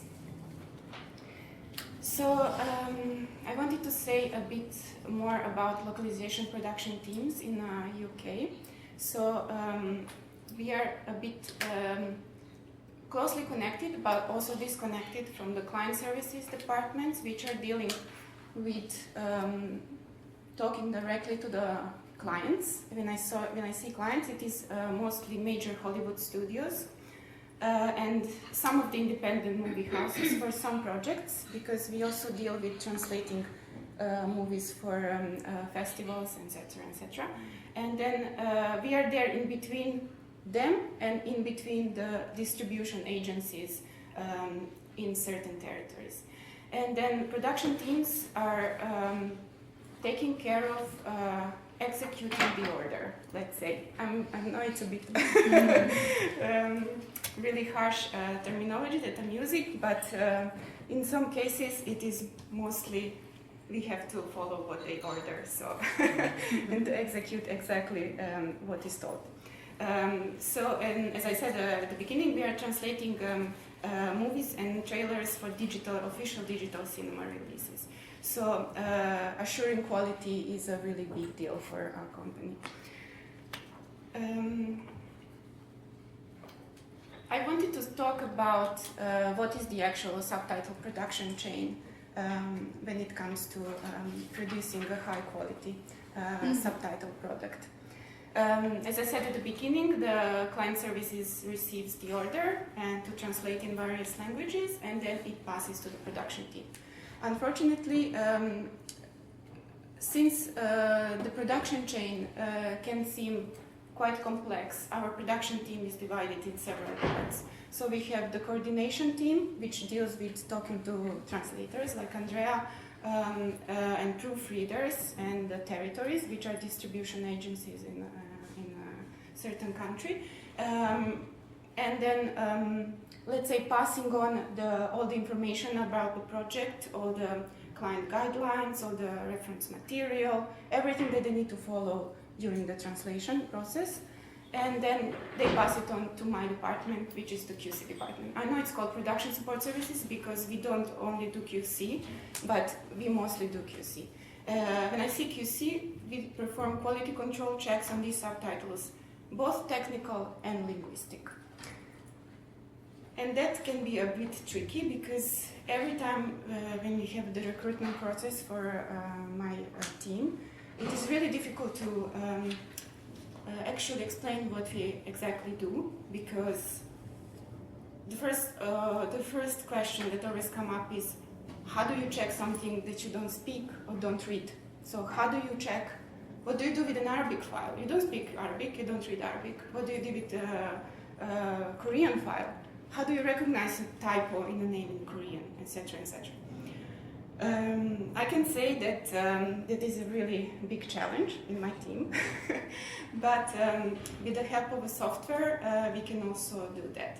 I'm not saying it is 100% accurate, but I'd say that we can contribute in assuring a bigger quality of a subtitle. Because these small things that we sometimes notice during our QC process, it is something that can bring the quality of the subtitle to a higher level. Because even though when you are in a cinema and you're watching a movie and the translation is perfect, like it is localized perfectly, you can see everything there. But if there is a comma misplaced, if there is a missing final punctuation, if your main character is in the half of the movie is called like this, and then on the half of the movie it has a typo, or it's called in a completely different way, it is transliterated in Russian in 2 different ways, it is a really big deal for us. And then this can really, these small details is something that you can also notice, and this is why my team is there to prevent it. Most of my team members are called linguistic specialists. We had like a big debate for that was lasting for quite a long time. So how do we even call these professions? How do you call it? Are we translators? Are we language specialists? Because we don't only focus on one language. And then we came up with this job title, which is called linguistic specialist. So we all have a linguistic background. It can be a translation background. It can be something like else. It can be something, it can be people connected to analyzing the text in some way. And also, of course, you need to have a lot of technical knowledge. Technical knowledge of the industry, technical knowledge of software, or all modern software is what is going on at the time, because we need to know how to implement these kind of skills into what we do every day. So besides that, I wanted to explain a little bit more this production chain of subtitles. So as I said, client services receives this order, and then what we do. Of course, we need to use the English template, unfortunately, I'm sorry, but not for all languages, because since the production of theatrical releases is something that is officially accepted in that country, we always have the list of the appointed translators who is going to work on that file. So every kind of, at the beginning of each project, we contact the distributor house at the country, and they tell us the name of the translator. And that translator can choose whether to follow our English template, which would accelerate a lot translation work, or would they want to do their own timing and spotting and translating at the same time, so directly from the video. So this is also a possibility. And that can also be really challenging in the production chain. So, but mostly for most of the languages, the translators choose to follow the English template. And this English template is mostly created from the spotting list provided by the client. So they give us the spotting list or the dialogue list with timing and everything. This gets converted, and then our English department analyzes it. So analyzes, proofreads, adjust the time codes, etc., and then give us back this template to use for the translation. This empty shell then gets sent to the, from this English template, we create the empty shells for various languages. We send it to our translators. They translate, then it gets proofread by the deluxe freelance linguists, which are not in-house, because I need to say that there is no way that this kind of job can be done in-house anymore, because I need to say that we are dealing with 3,500 freelance translators and proofreaders all around the world, so there is no way we can fit them in all in one office. And then, of course, there is the question of time zones. We also need coverage all around the world, because dealing with Chinese is not the same dealing with French, etc., etc. So we need linguists at the territories that would kind of work 24 hours a day and all around the globe. We don't have, we can't lose a minute when it comes to production of subtitles. So so the translation, the original translation gets proofread, and then all the proofers can add suggestions and correct mistakes, etc., etc. But they always need to leave notes and annotations for the translators, because the translator is the one that is going to, which name is going to appear in the translator credit box at the end. So they all need to, kind of sign off of their translators. Like, is this a relevant suggestion? It is not relevant. Is this an actual mistake, or is it done on purpose, etc., etc. Sometimes names are misspelled on purpose, because this is how they are pronounced, and this is part of the joke. So the translator is always trying to reproduce the same joke in the adapted language. So this is the part, let's say, of this last process when it comes to the translation. Once this is done, this all comes to my team, and then we, let's say, do the magic. I always need to say that, because I'm always, when I talk about my job, I always ask, but how do you do that? How do you actually check something that you don't understand, etc., etc.? Of course, it takes a lot of practice and a lot of experience and a lot of read through all kinds of text, all kinds of languages, and it's important at the beginning not to be scared. Like when you open a Russian file and you don't understand the thing and what is going on, etc., etc. But after a while, even like with visual comparison, even of the alphabet, even if you don't speak it, it is something that is gained, let's say, during your professional career. So what do we do? So we perform all kinds of technical linguistics checks. I will talk about them a little later. And then we have our own queries. So we have we appoint the mistakes, or possible mistakes, because with some of them we are not sure if they are mistakes or not. So we need to send these queries back to the translator. And then these mistakes get reviewed. They say, okay, I agree with you, or I really thank QC team because I didn't notice that I wrote 1,986 instead of 68, etc., etc. So these kind of small details that translators, while reviewing their own work, they don't really notice.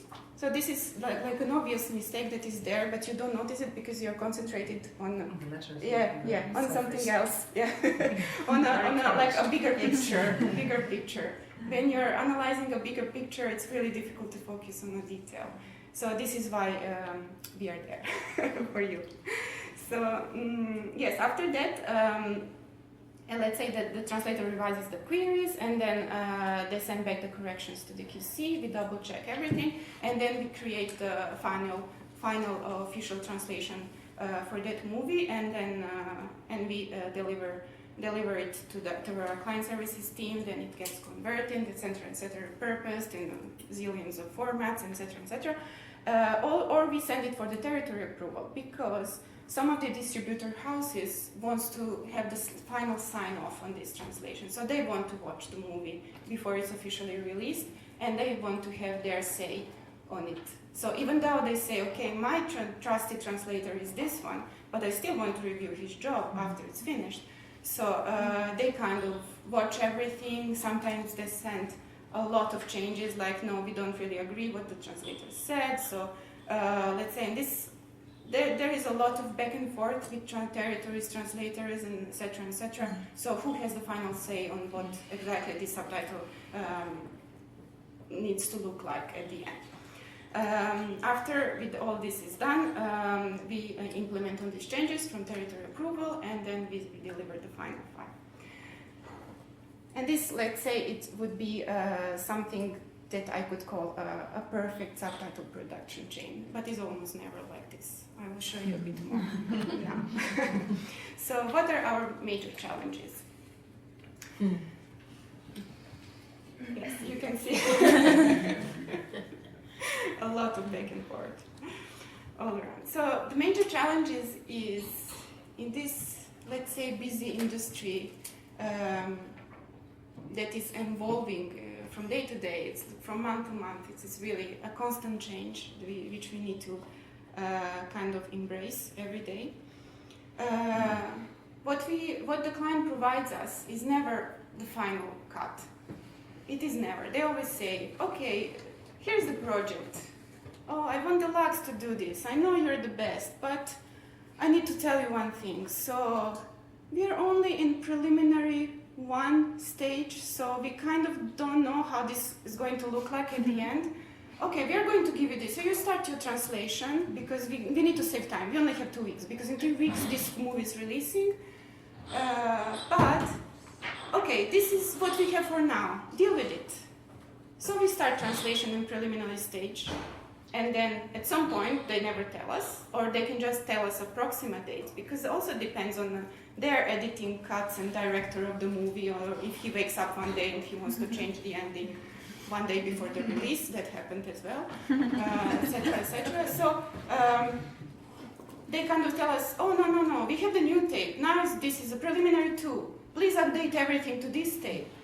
And then, yeah, but we are in the middle of the production chain. Yeah, but just ask the territories, do they want to approve this, or do they want to translate this, and what do they want to proofread, or etc. Or like, oh, but also, this needs to be, like, let's say, consistent with the dubbing version. So all the on-screen text needs to match for the subtitles and dubbing, but we still don't have that narrative title list. So we are going to provide you this when we have the preliminary 3 tape, etc. So it is a really, really challenging daily life in our production teams.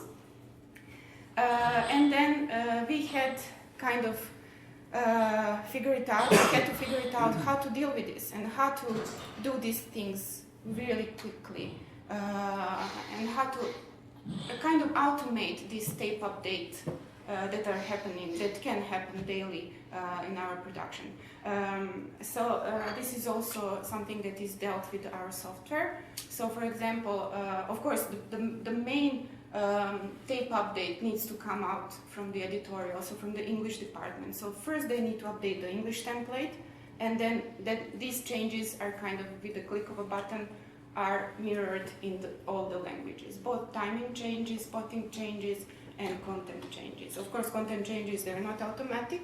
They only get flagged, and then this needs to go back to the translator. So the translator always needs to sign off or any kind of content change, make the change, and sometimes the territories also want to approve all these changes. So we need to kind of, but they don't have the time to watch the whole movie again. So they only go and go through this list that we send them and then approve the changes list.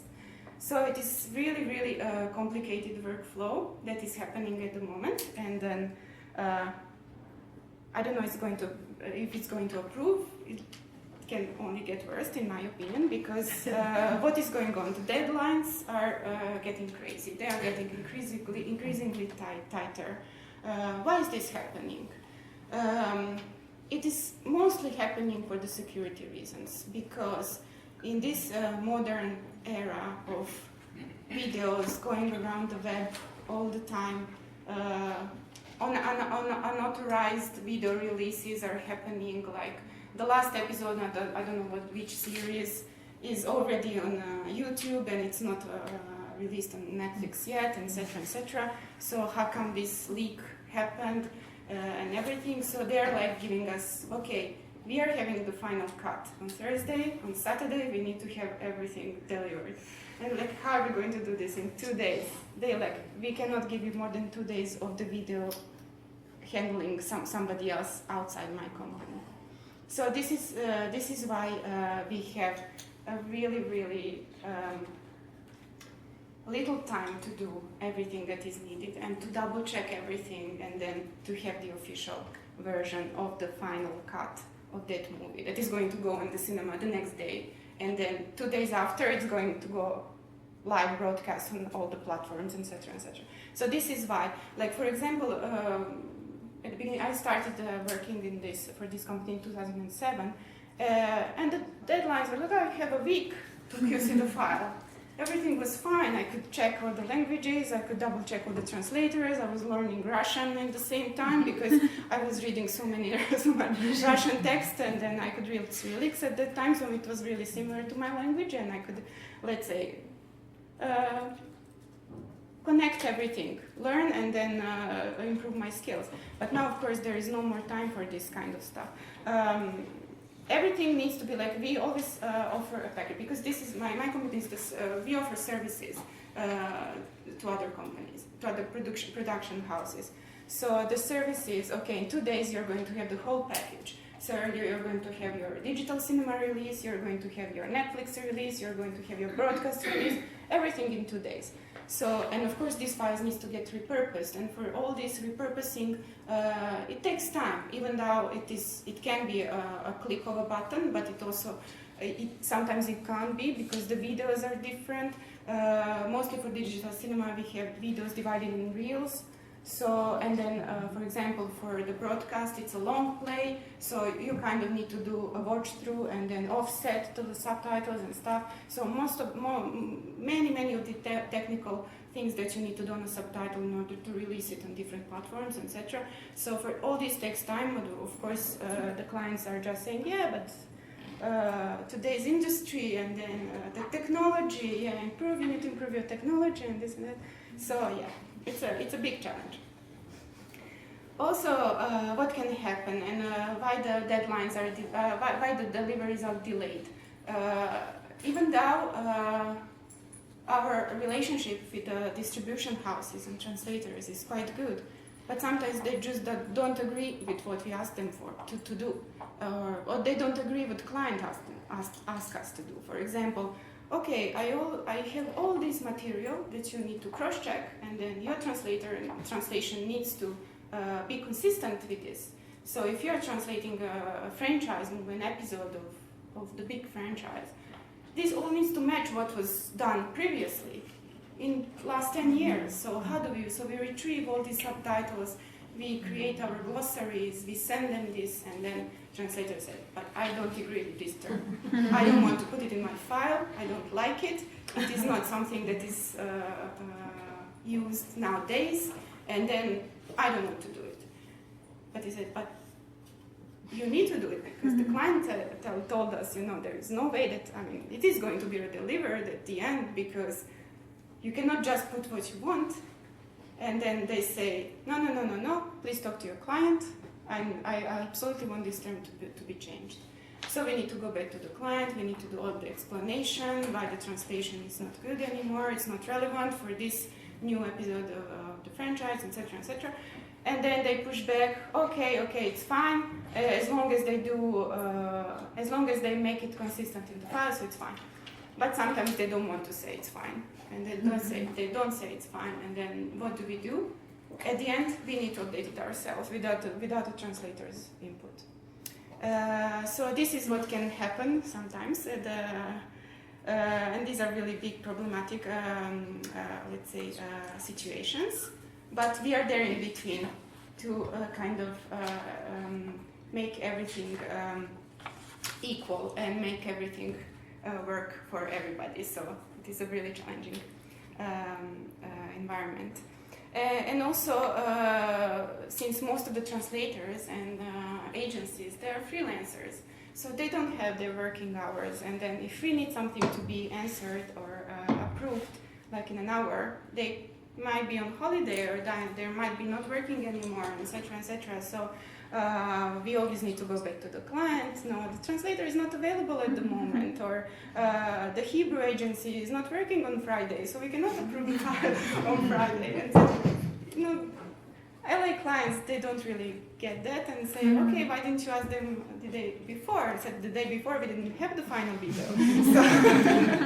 So it was, there's a lot of email exchange there, and a lot of phone call exchanges, etc., etc. So let's say that all the production chain is quite complicated. The last thing I would like to focus on it is what kind of checks. I will be really quick. I will be really quick. Like what do we actually do when we do QC on subtitles?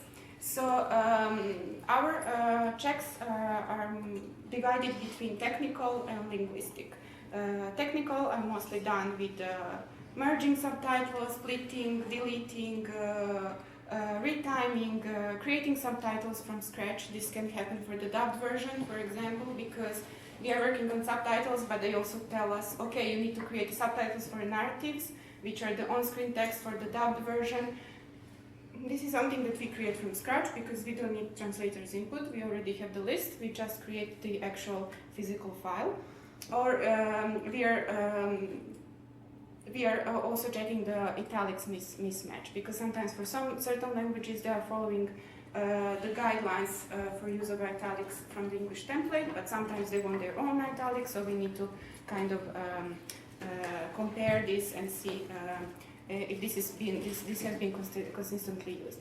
But when it comes to linguistic checks, what we need to do, this is why all my team members are linguists. So how do you check a content if the content is changed in, for example, an Arabic file and you don't speak Arabic?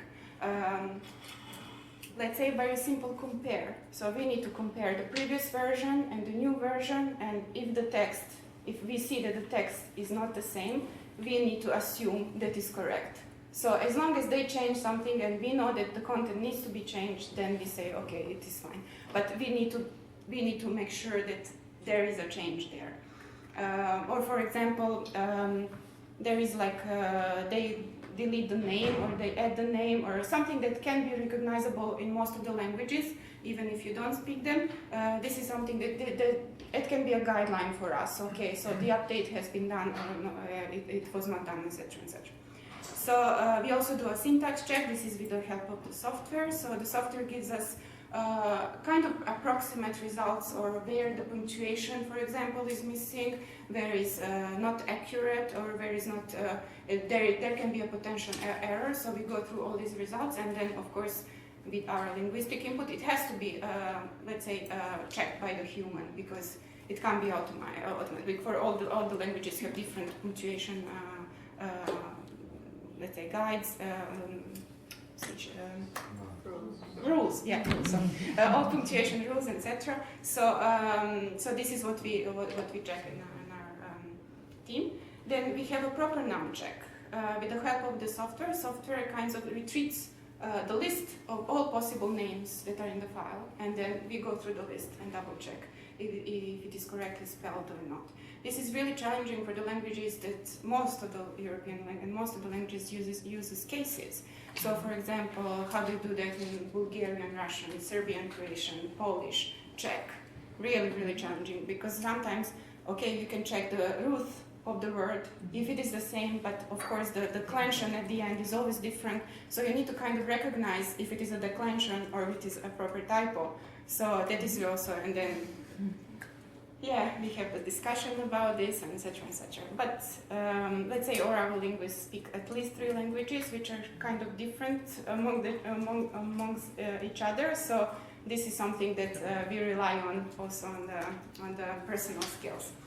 So we also check the numbers and measurement conversion. So this is kind of part of the localizing the movies. So everything in all the American movies are in miles or are in pounds, etc. So me in Serbia, I have no idea mile per hour. I wouldn't know how much is that speed or the weight or something. So we need to check that as well if it is correctly localized in the movie.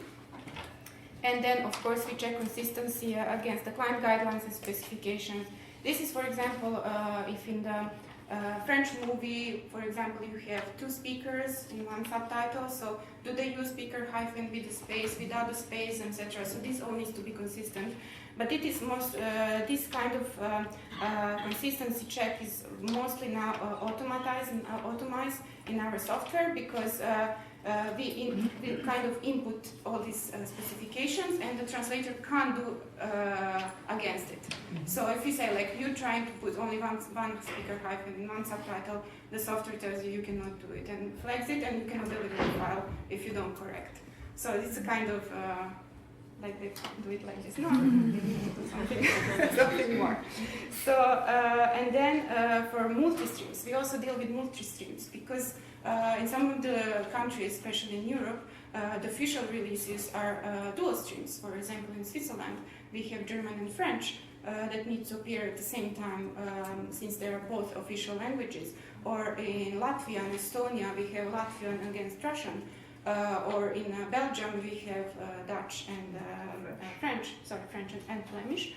And for Lebanon, we have an Arabic and French, which is the most challenging one, because we have Arabic coming from another side and French coming from the left to right and right to left, and how do you do that in the software, and it's really, really challenging. So, we kind of, linguistically speaking, we need to kind of assure consistency, because most of our subtitles are 2-liners, so you can only have 2 lines of subtitles on the screen. When you have a dual stream, you already have 2-liner.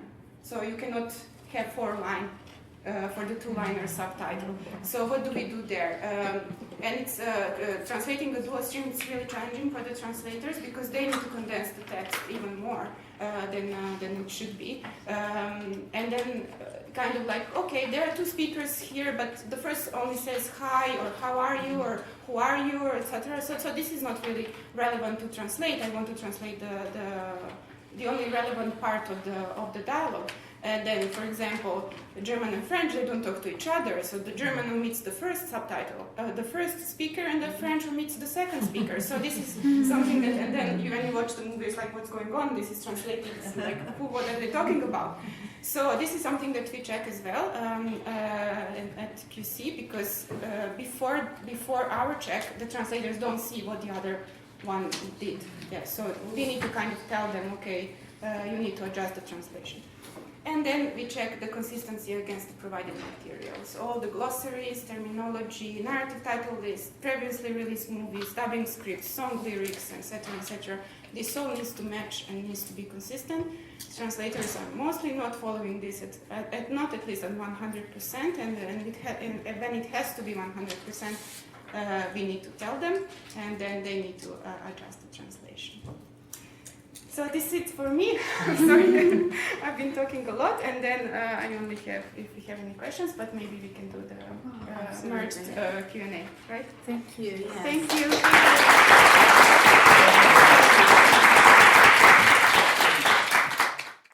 Hey, I think we're going to start our second session now. So this afternoon we'll be thinking about translation, adaptation in a variety of different ways.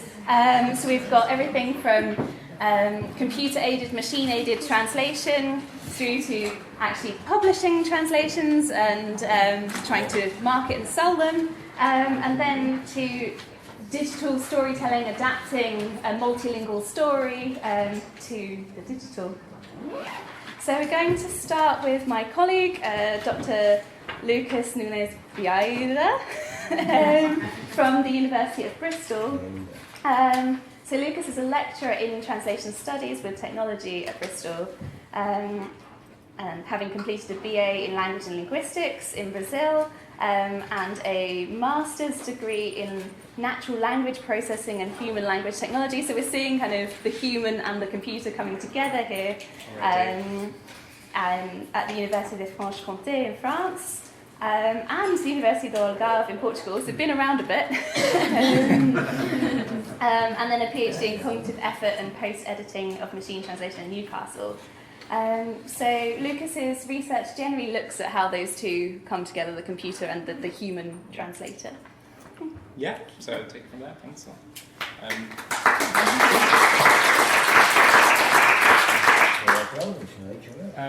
Hi, so I'll be talking about adaptation as well, but probably a different type of adaptation compared to what we're going to be talking about later. So I'll basically go through the different ways in which machine translation can be used as part of the human translation process at the moment. And then I'll focus on what I think, I hope that's not too negative, but on what I think the problems are. So looking to the future, what I think the key issues that we have to solve are. But before we look at the future, I think it's always useful to look at the past a little bit and to understand how come we are at the stage we are at the moment. So the idea of having text translated automatically is not new. So everyone has always, I think, thought of the possibility of getting text translated entirely automatic in front of you. The first attempts at developing machine translation systems took place in the end of the 40s. So as per usual, sometimes the technology connected to efforts that were linked to the war and getting messages from the enemy kind of translated into different languages and so on. And from that point onwards, we've been witnessing a swing of over-promising, under-delivering, and funding cuts, and over-promising again, and we see history repeat itself quite often, and it's very interesting to witness some of what's going on at the moment. So up until the 60s, that kind of over-promising tendency tended to take place, basically. And there's this milestone that many people talk about in the 60s, which is the ALPAC report, which was basically when funding for machine translation was cut in the US, just because the promises that were coming from research were not being fulfilled. So you're saying that this technology is going to improve things, we're going to translate things automatically, but actually it doesn't work. So people underestimated, I think, the size of the problem quite drastically. So, but from that point onwards, the focus shifted a little bit. So we see a little bit the focus of research moving to Europe slightly, if you look at where things were happening. So there were some examples of success stories. And what people tended to do in this period here is that when they realized that the problem was too big, if you can't fight it, you make the problem smaller. And that's the idea with some of these systems that became successful in these decades. So one example is the Mereu system in Canada, whose sole purpose was to translate weather reports from French into English. Very restricted, specific, to the point language that wouldn't change. So if you're talking of showers, for example, you're probably not talking about having a shower before you go to bed. You're talking about showers in the context of weather. So it's easier for you to handle the problem in that particular context. So some of the success stories that we observe at this point in time here, they were not successful because the technology was absolutely amazing. I mean, there was an element of that as well, but they were successful because we reduced the problem. We made it manageable. And the reasons why you see lots of humans there, it's because the technology at the time, the architecture of machine translation systems at that time relied mostly on rules. Getting linguists together, telling the computer directly what to do. So when you come across this, you do that. And of course, a little bit more complicated than that, but basically that. Getting linguists telling the computer what to do, giving the computer rules to follow. And then towards the end of the 80s, we see a bit of, again, more human involvement, and the role of the human in the whole idea of the quest for machine translation starts to change as well, with computer-assisted translation tools. So this idea of having technology assisting humans at the helm, but with computers assisting humans. And some of the most famous, so Trado's Studio would be an example of a famous tool. MemoQ is another example. So I suspect that some of you will probably be familiar with some of these. I'll be showing just now another example of a computer-assisted translation tool as well. And then in the 90s, people started, they went back to some initial ideas about how to do this, and then things start to work because computing power computers were a lot more powerful at that point. So what systems start to do is they start learning from bilingual text, from parallel corpora, basically. And here you don't have humans telling computers what to do. You have humans giving examples to the computer, lots and lots and lots of examples. And then you let computers learn by themselves. So the idea of machine learning, which was mentioned in an earlier presentation. And then 2010 is another milestone, because that's when Google and Microsoft started charging for their translations. So if you go on the website, obviously you don't have to pay for it. If you use that interface, you can translate things there for free. Or maybe not really for free, but that's a different discussion. But if you want to integrate their output into your tool, if you want to use that in integrated ways, you have to pay for it. So if it's rubbish, how come there are people making money with it? So that's the things we see, things starting to change. And now we are in a context where the lines are becoming blurred. It's becoming difficult at the process stage to tell where the machine stops and the human begins, or the other way around, and things are incredibly more integrated and interactive and adaptive as well. So an example of a tool that tries to sort of get into that way of seeing how this works is this tool here, which is also in the cloud. It's a cloud too. So the way in which this works is, let me just get this one. Just go back. So what do I mean when I say it's interactive? So basically we have the first sentence here, Apple tops, and this is the machine translation output that has been generated for that segment. So you upload your texts, and then your text gets segmented in this way, and then you translate as you go. So here, Apple is probably fine. So this is into Portuguese. So Apple is probably fine. So I'll press enter, and then Apple goes into my text. Okay, use the machine translation there. Now, tops was probably regarded as a proper name here because of the capital T. So definitely not what I want. So I probably have to change this. So I won't use the machine now. So I'll probably use something like this. And now you see that the machine changed. So as I type, it tries to sort of accommodate itself according to what I'm typing in there. And in this interactive process, another text comes about. So at the point of process, it's becoming quite hard to tell which is which, who is contributing at what point, and so on. And it's not only at the point of interacting with the output in that way, but also, and this was already possible before, so you can also use translation memories in the context of tools like that. So translation memories, basically when you leverage previous human translations according to a certain degree of similarity.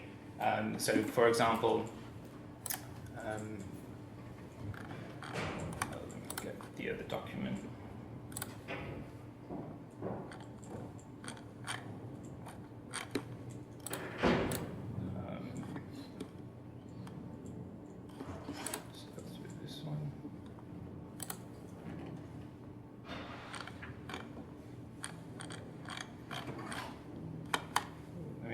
Just bear with me, let me find an example of a match. Probably be one here, yeah. So here, for example, you see that there's a native 1% figure there that's basically showing, and with a TM sign, so TM stands for translation memory in this case. So in this case, this is not coming directly from a machine translation system. This is being leveraged from a database of human translations, which I'm accessing here at the point I'm translating the document. So you mix the resources that you use, and this, I would say, is the way in which machine translation is being used at the moment in the context of computer-aided translation. Now, just coming back to our timeline here,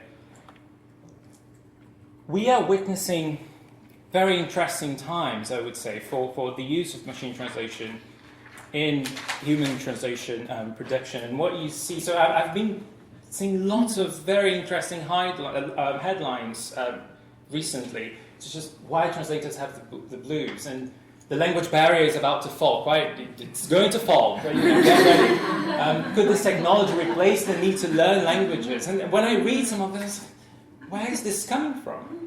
But then if you think of it, this is coming from claims like this. This was just a few weeks ago. Microsoft published a paper saying achieving human parity on automatic Chinese to English news translation. I saw that human parity. Was, what? How can you define that? And then I was like, okay, open mind. Let's look at what the article is saying. The methodology is actually quite sound. So they compared. This is a new new architecture. I understand it's something based on neuro-machine translation, which is just a new way of learning the probabilities. It's not exactly that, it's a combination of systems, I understand. I won't go into detail about that, but they basically compare the output from their system to human translations into English. And then they give this to assessors who look at both and say and rate them and so on. But then I looked into some of their data, and this is really cool because they made everything open. So the data is available online. You can look at the data sets that they used and so on. This is an example of. So I went into the human translation data set, so the one that they use as a reference, and then I randomly sampled 10 segments out of 2,000. And this was in the 10 randomly sampled that came up. And there were other things. So, for example, a salon will be hosted by Southern California branch of Society of Architectural Historians and the co-authors of Los Angeles Central Museum, Art and Architectural History, Arnold Schwarzen, I think, and Stephen E. Now, this was not a central museum, it was a central library. And it was in Los Angeles, not in Los Angeles. And it just doesn't sound... And this is supposed to be the human reference translation that the output of the system was being compared to. So quite often, the developers of machine translation technology are talking about parity to any human. not just parity to human. Because when I read that parity to human, you include yourself into that category of human. And you think, but... they're talking about something very specific here. And to an extent, they're open about this, because they make all of the data available and so on. But then, I'm not sure that journalists are fully aware of how exactly some of this is done. And then you get this swing of over-promising, under-delivering, more money, less money, funding cuts, and it's history repeating itself. So it's very interesting the point at which we are, I would say. But then, moving to what I would say are some more important questions in machine, and just a point that some of this research tends to come from the developers themselves. So this is Microsoft talking about its own system. we saw something very similar with Google when Google launched the neuro machine translation, the neuro machine translation systems in 2016, I think. So developers tend to publish some of those claims, but in machine translation research, in the context of computer science, the complementarity of human and machine is uncontroversial. You go to machine translation conferences, it's not very often that you will just hear people say, yeah, when are we going to replace humans? That is not often the center of the debate. So usually we're talking about how human-computer interaction can be improved, how can we improve things, what the actual problems are. And we're probably not doing this, there's probably more to be done, I'm sure, but we're going to come back to that. What training is required? So we tend to think of technology as something that's going to happen. Technology is coming. We are technology. We produce technology. So technology will only come and will only come in a way that is going to be detrimental to us if we allow it to happen. Technology is produced by humans. So we can have agency in that process as well. So I think that there are other aspects that can be thought about in the whole debate. How can change readiness and adaptability be promoted? So how can we ensure that professionals are at the point of being able to generate technology as well as adapt to other things that can come along and so on? So some of the questions that I think are important thinking about. So a little while ago, I wanted to know what the real problems on the ground were, because you can get a little bit bogged down just by reading lots of, this is what happens and seeing results from lab experiments and so on. So I interviewed 30 businesses. Some of these were freelance translators in different parts of the world with my colleague Elisa Alonso from Universidad Pablo de Olavide in Seville. And we wanted to know what were these companies experiencing? What are your problems? On a day-to-day basis, you arrive at work or you sit at a desk. What are you experiencing that you think should be different? So we asked them questions along these lines. These are some of the countries that were involved in the study. So Spain, the UK, Portugal, Holland, Finland, Luxembourg, China, Ireland, France, the US, and Greece. And I'll go into just some of the topics. So I won't go into too much detail about the interviews. We had nearly 20 hours of interview data. I won't go into lots of detail about everything, but I'll focus on 3 points. And this is one of the points that I'll mention, which was quite interesting in some of the responses that we got. This idea of blurring the lines between human and machine at the point of process. And that has consequences, in my view. So this is just a quote from one of the interviews. So this was a company. You just combine different elements and you create something new, and it's sometimes hard to figure out what comes from where. It's just the end result that counts. It doesn't really matter too much how you get there. So this idea of making use of lots of different types of technology, sometimes you will go and produce it from scratch. Sometimes that's an existing machine translation output is going to adapt itself to that, and that mixture gives birth to the actual product in the end. Now, what I find interesting about this combination, and this again at the point of process, because I would say that when that finishes and you deliver the text, I would say that that's a human translation, but then not necessarily, but at the point when you finish it, you are in control because you are translating it as the human professional translator. But what I find interesting about this is that the possibilities for different levels of quality or the possibilities for different types of requirements from clients in certain areas of translation, in my view, got a lot broader because some of this interaction. So you have situations now, for example, where user manuals need to be, say, in Spanish, in the context of a Spanish company, maybe because the government requires it, because that's a specific context in which the content needs to be in Spanish by law. But every single employee in that company speaks perfect English. No one's ever going to read those translations, but they have to be done. So in situations like that, what certain clients started realizing is that they didn't need to pay for top-notch translations that are going to cost a lot. And then you play with this combination of human and machine. And what you observe is that when you introduce machine in there, the spectrum of what is fit for purpose, in my view, becomes a lot wider. Because you can't really speak to a translator and say, could you give me a rubbish translation just in 2 hours? And that doesn't work. It doesn't work like that. It goes against our own idea of how, how we're supposed to work and how we're supposed to dedicate to things. But when machines get involved in that, I think things get a little bit more complicated.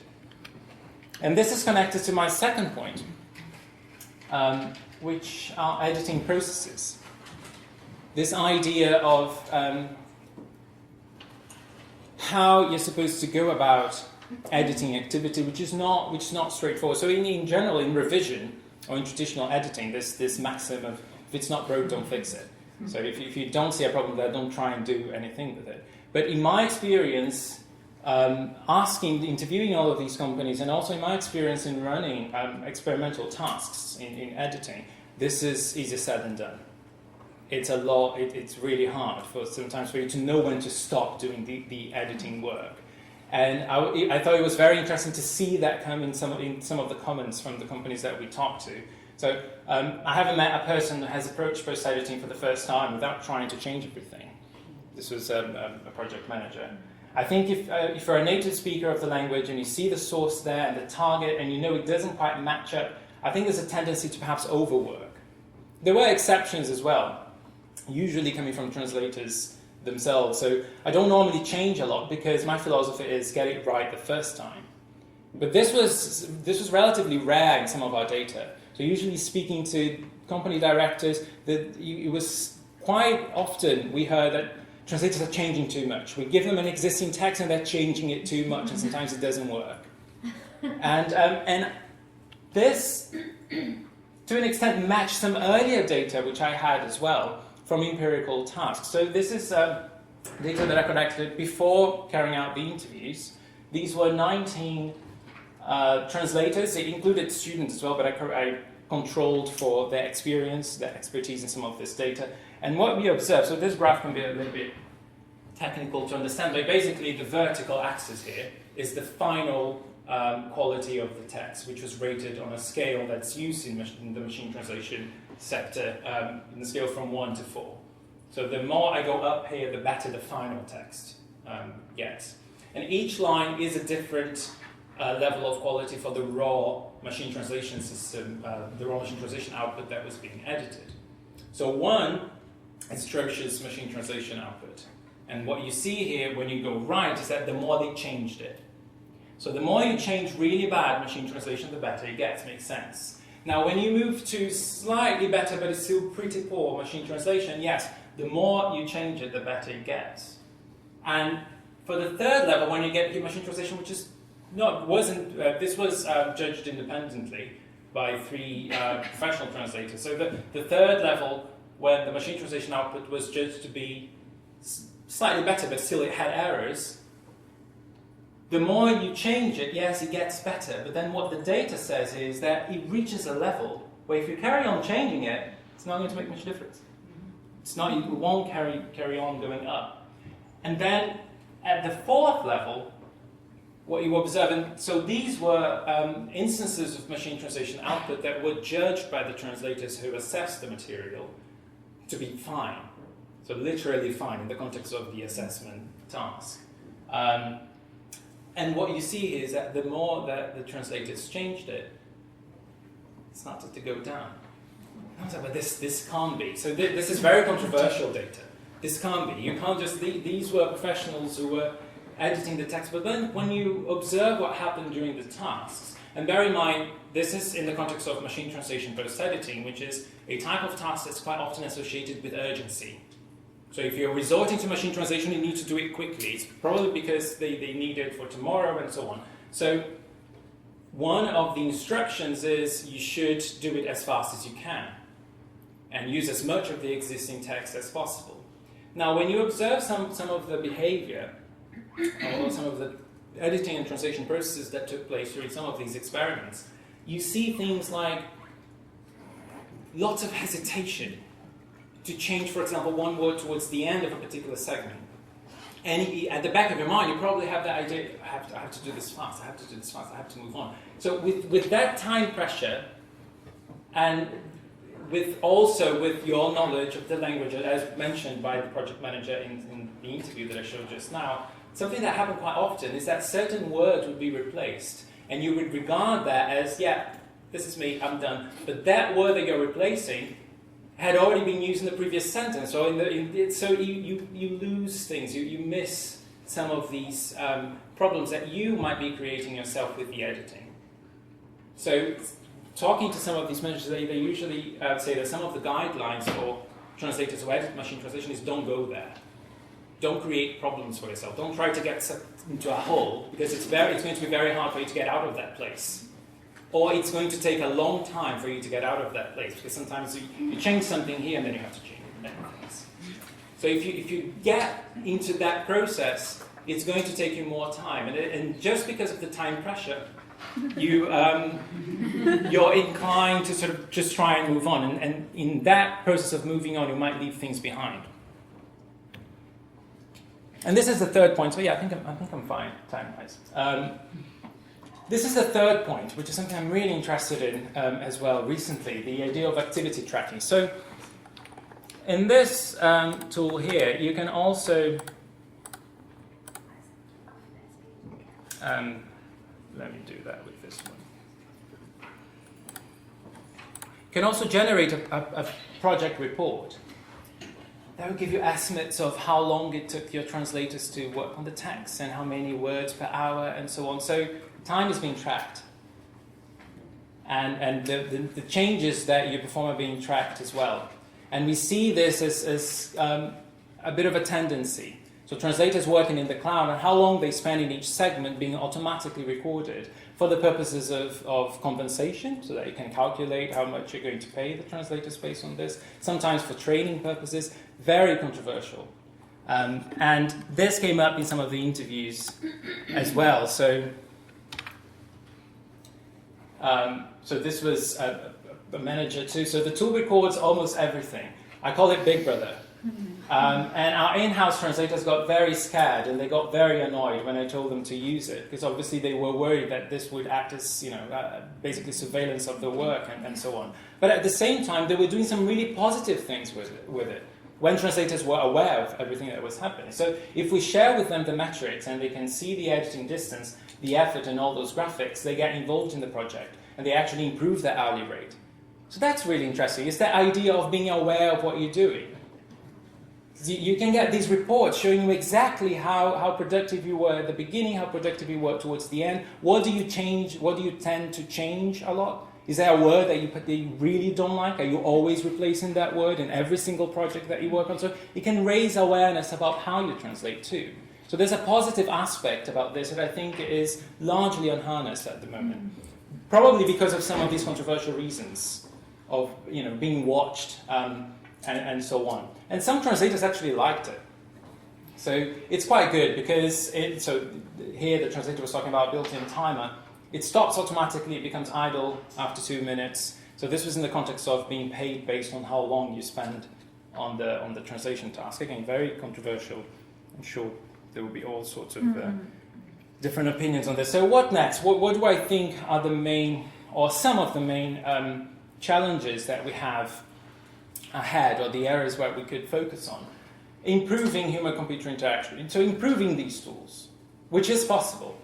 It's because these tools are produced by humans. So I don't think we should regard technology as something that's coming. We have to adapt to it. We might not need to adapt to it. If it's not fit for purpose, then it needs to be changed. I'm not going to adapt to something which I think is not. So there's also a view of being able to get involved in that process. More editing training, how to avoid reinventing the wheel every time. This is really hard. I think in my own experience as an editor, it's sometimes really hard to tell where to stop and when to stop. And translation in some technical areas is becoming an editing process because of all of these different outputs that you use. So I think we need to understand the cognitive implications of editing a lot more. We're not starting from scratch. You have something there already. So this interaction between what goes on in our minds when we're trying to reuse something, especially if it's something that was produced by a machine, there are aspects there that I think we still need to look at. Also, the effective aspects of technological progress. What I mentioned just now about knowing that you have a machine-produced text in front of you, that it's probably going to change your perception of the text and your approach to it. If you're not told where exactly it's coming from, would you be likely to approach it differently? So there are all sorts of questions there, I think.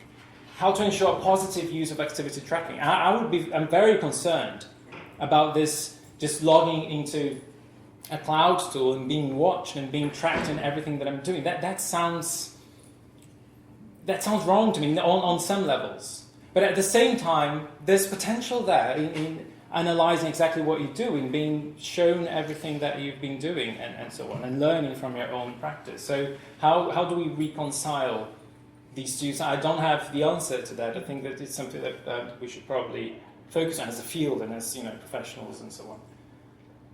And also, so this was mentioned quite often by the companies, this idea of we don't need translators to be text heavy in the sense of being experts in a particular tool or being experts. We need them to be able to learn and adapt to what's coming their way and to what's coming our way. So that idea of not focusing on, because technology changes so fast, that if you become an expert in technology A, next week, that's probably going to be obsolete and you have to focus on technology B. So it's better for you to focus on the skills that you need to move from A to B to C when according to changes that you might want to introduce yourself and so on. So I think that there's an element of being ready to get involved in this process rather than, translators need to learn how to... I wouldn't say that it's a matter of learning how to deal with one particular tool. You might do, and then you start working in the industry, you might need to use a different one, so it's learning how to adapt, I would say. I think that is all I had to say. Thank you.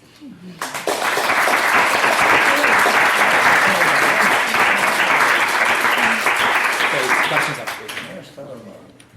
Hey. Thank you very much, Lucas. We're going to have a slightly different format now, in that we're going to introduce Nicola Smalley from And Other Stories. She is their publicity marketing and sales manager, and also a translator from Swedish and Norwegian into English, and in a previous life did a PhD on translating Swedish literature as well. So I'm going to ask Nikki some questions. Can we sit down? Yes. About And Other Stories and the use of technology. I'm fine, but help yourself.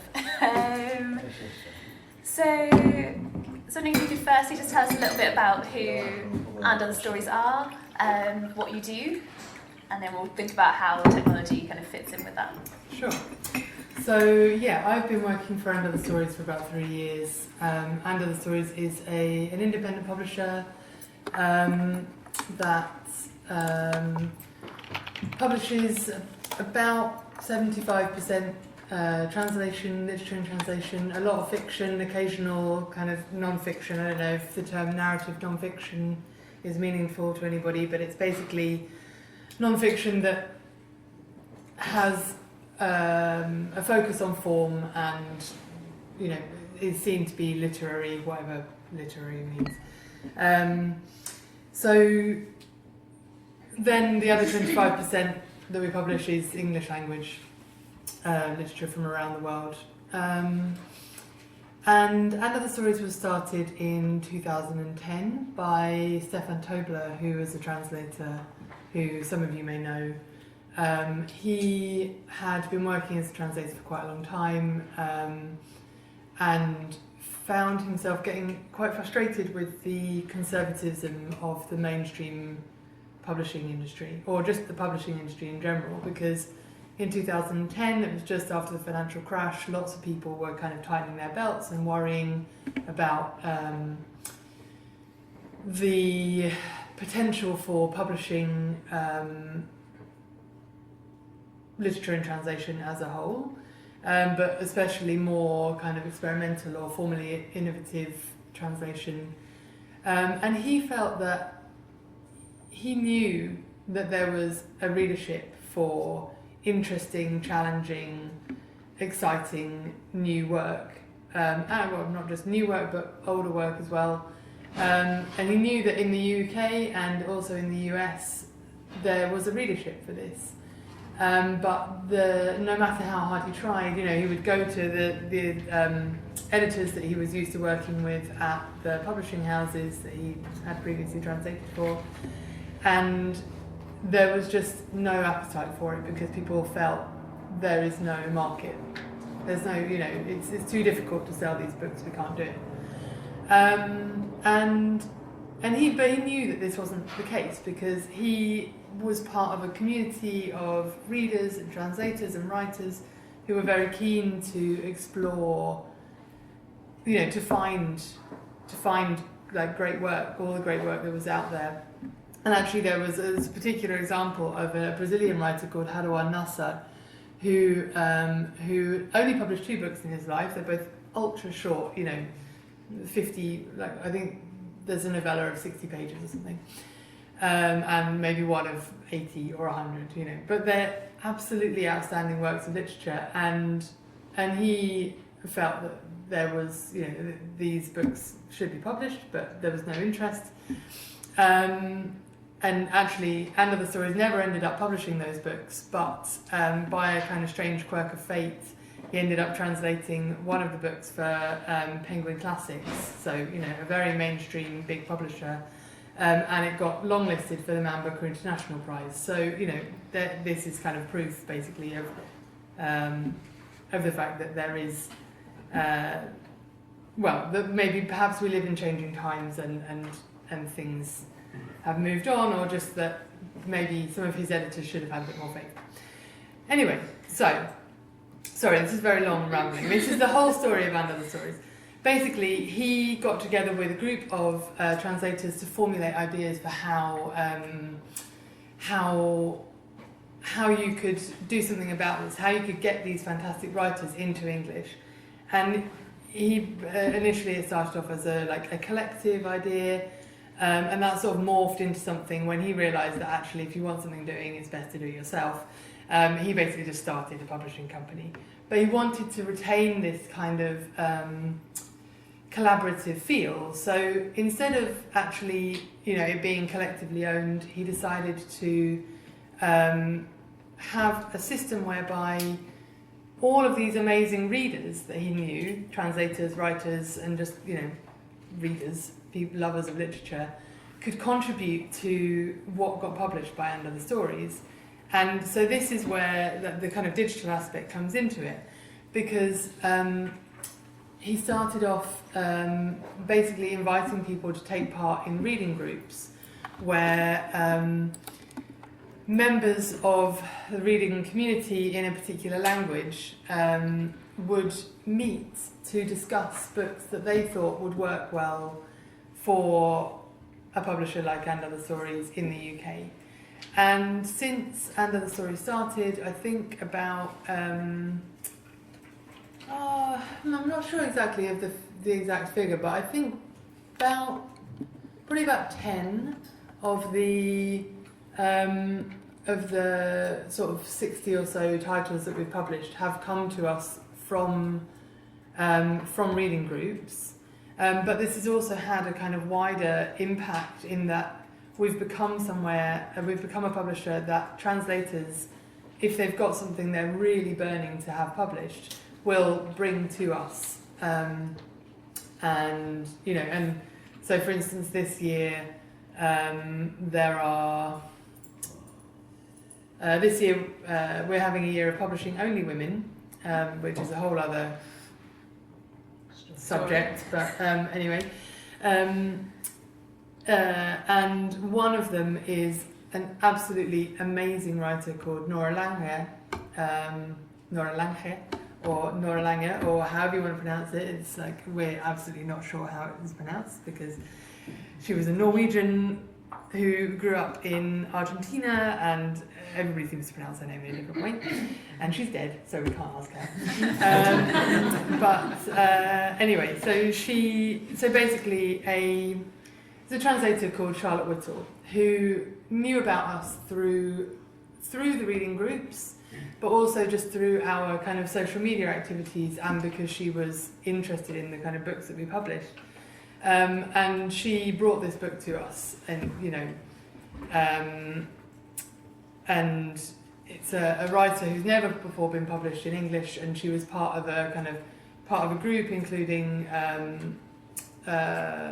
Borges and then later Garcia Lorca and Pablo Neruda, and really kind of like the big hitters of Latin American literature in the 20th century.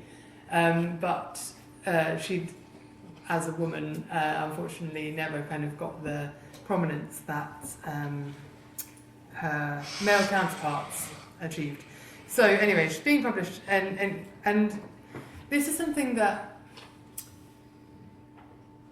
basically, when I think about the way that so there are lots of different ways in which we use digital, in which like the kind of digital transformations that have happened over the last 30, 20, 10 years have enabled publishing to work in a different way. This is kind of a key example, really, in that Nora Langer became known in Argentina, she'd kind of fallen out of the limelight, and a new, younger generation had discovered her in Argentina and in the Spanish-speaking world, and had started discussing her on social media and becoming interested in her. And as a result, a translator who was working from those languages, but at the time wasn't living in Argentina, wasn't immersed in the culture particularly, was able to find out about something, and she was able to contact us through purely digital means, because we'd never met her at that point, and tell us about a book that now in August we will be publishing. And it's quite in a way quite a kind of banal story. It's something that happens every day. You learn about things through digital means that you would not previously have been able to learn about. But if you think about it, the impact of that and the way that it has shaped the access to writing that could have really languished in obscurity forever. It's actually really powerful to think about that, I think. So yes. So I think we've now kind of covered how it affects how you find books. Then on the other side, how does it affect how you sell those books and the relationship maybe you have with your readers and your kind of community of readers? Yeah, one of the obviously there are lots of different ways of promoting literature, and the traditional ways of, for instance, reviews in newspapers and marketing in shops or promotions in shops, tube advertising, etc. Those are all still available to us. Actually, tube advertising and sometimes even promotion in shops, not so much because of the cost. As a small independent publisher, we can't afford to spend £6,000 on a tube advert. We just don't have that kind of budget for our books. And I'm not sure how familiar you are with the current kind of media landscape in the UK, but certainly the space for books coverage in the UK and in the vast majority of countries has been shrinking and shrinking and shrinking, to the extent where it's very, very, very difficult to get books reviewed. It's very difficult to get interviews, especially if you're publishing literature that is outside of the mainstream. And so we do actually succeed in getting, most of our books are well reviewed in the national media, places like The Guardian. They might be on Radio 4 Open Book and so on. But the readership for those outlets is also very limited. And one thing that we found very, very useful is to cultivate a community of readers, effectively, and that's something that we've done through a number of different means. And one of them is absolutely dependent on digital technologies, which is that we operate a subscription scheme.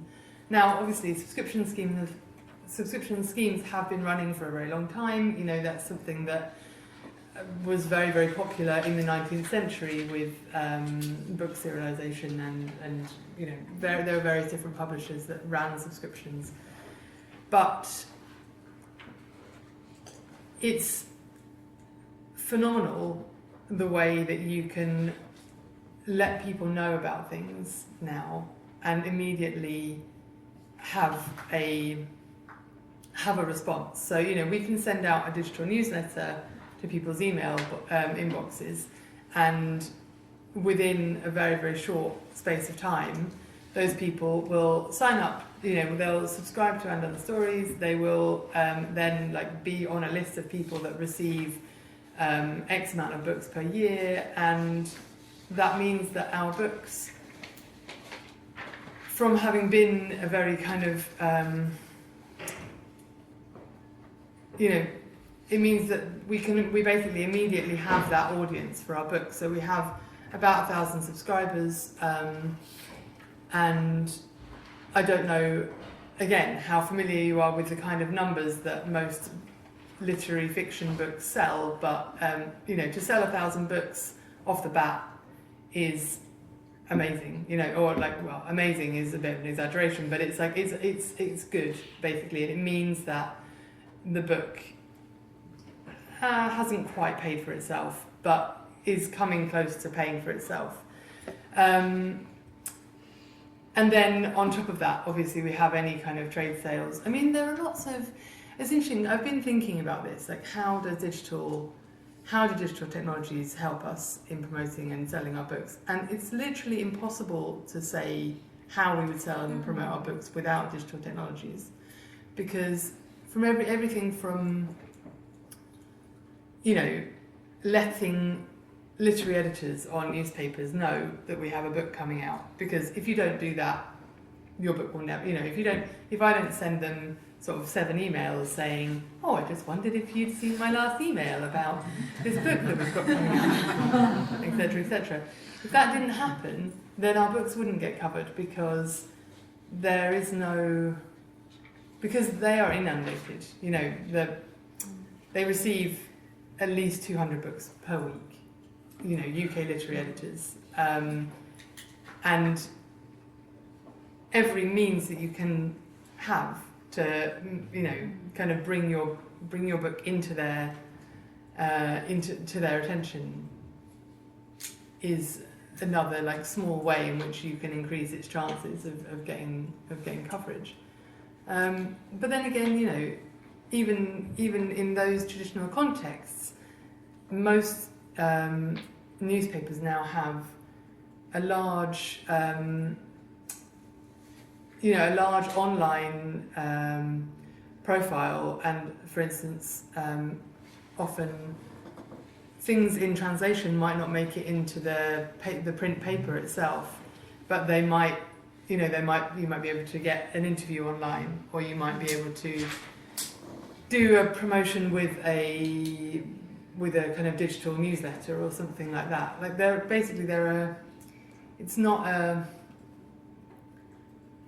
There's no hard science to it. There is no one way that you can generate publicity for your books through digital means, but the fact that there is a vast range of opportunities means that it's basically we couldn't exist without it. There's just no way.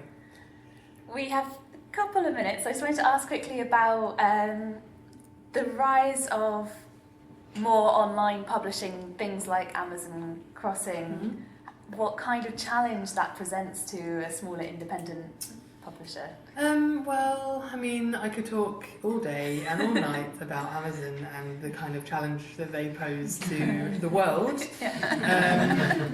So I hope nobody here ever buys anything from Amazon because they are the devil.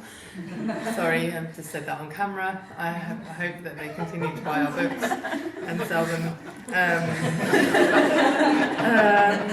But they are... I mean, Amazon Crossing, actually, I think is a fantastic thing. We don't really experience any competition as such from Amazon Crossing because their main focus is on kind of more sort of... you know, kind of genre publishing. Basically, they publish lots of romance, sci-fi, sort of crime things, and that's sort of outside of what we do. I think they've provided some fantastic opportunities for a lot of translators, and also they are, in a way, providing access for a lot of literature in translation, or, you know, kind of fiction in translation or whatever, to get into the English market that perhaps otherwise wouldn't do. And they're also maybe broadening people's minds a little bit about what translation, what literature in translation is, because they publish such a, you know, it's not just the kind of highfalutin stuff. They really have a wide range of types of fiction. I mean, there are other companies such as Unbound. I don't know if you're familiar with them. They are a sort of crowdfunding company that basically, it's not exactly self-publishing, but it's basically, it's not self-publishing. They have a whole editorial team. They really work very closely together with authors, but the idea is basically that authors or editors bring an idea, and this Unbound works as a platform and a publisher to help provide the crowdfunding for that idea. And I wouldn't say that they're competition for us necessarily, but they've been using digital technologies incredibly successfully. Although I did actually read that they just fired 6 editors last week, so you know, who knows how well it's going for them. But they had also like expanded very rapidly, and maybe a little too rapidly. I mean, one thing that is quite important to say is that Amazon, like, the reason I think they're the devil is that they've basically decimated the book market in the UK, and there is a very strong niche for independent bookshops and for bookselling, like high street bookselling in general, but the vast majority of people buy their books online, and it completely changes the way that readers interact with books, because if you go into a bookshop, you see the selection and you make choices that are informed by, you know, very different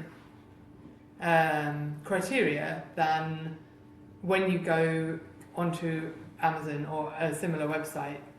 You know, Amazon, everything that you are presented with on Amazon is very, very strongly targeted to push you in the direction of the things that sell best, and the things that are connected via their algorithms to things that you've liked before, or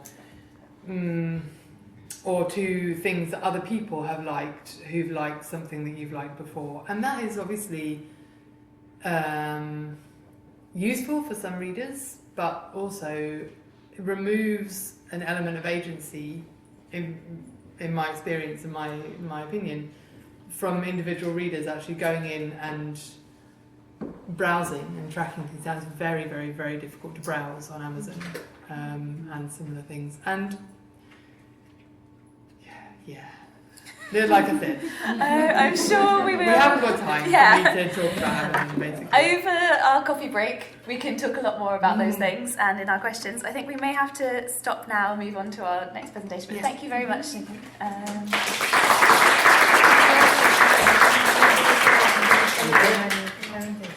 So our final presentation for this section will be from Dr. Vicky McElroy and Mirella Dumic, who have worked together on this multilingual digital storytelling project run by Goldsmiths. So Vicky is a senior lecturer in English and Education and head of the Research Centre for Language, Culture and Learning at Goldsmiths, and has worked a lot on international poetry, for example, and has been running this Critical Connections project into multilingual digital storytelling. Mirella also is very much involved in this Critical Connections project, and as well as being a Croatian mother tongue teacher at the International School of London in Surrey, and as part of this project has worked with schools, for example, on how you do multilingual digital storytelling. Thanks. Okay, this is a dual presentation, but I'm going to give you an overview of the project, and then I'm going to let Mirella really see how it's implemented in practice. And I found today fascinating, so I hope that this will kind of bring some things together, because the children in our project, they are making the films, they are translating, they are adapting, they are thinking about how to, sometimes what you're going to see today, adapt a folk tale, and they're sort of thinking about the target language that they're using, but they're also doing the subtitling as well, and they're sort of doing it all in tandem and together, and so it can be messy and hard work and take time. But we're going to give you an overview of the project and some insights. As somebody who was based out in schools for a long time, I have kind of lots of props as well. So there is a handbook for teachers that I'll sort of have out at the back and show you later, but it's accessible online and so and that takes you through the process. I've got some bookmarks which give you the website address, which I'll hand out, kind of pass around just now, so you've got the website there for you, and I'll get this on This to... is the second presentation. This is the workshop one. You should click on the other one. Oh, This is the workshop. Sorry, yeah. Thanks, Mirella.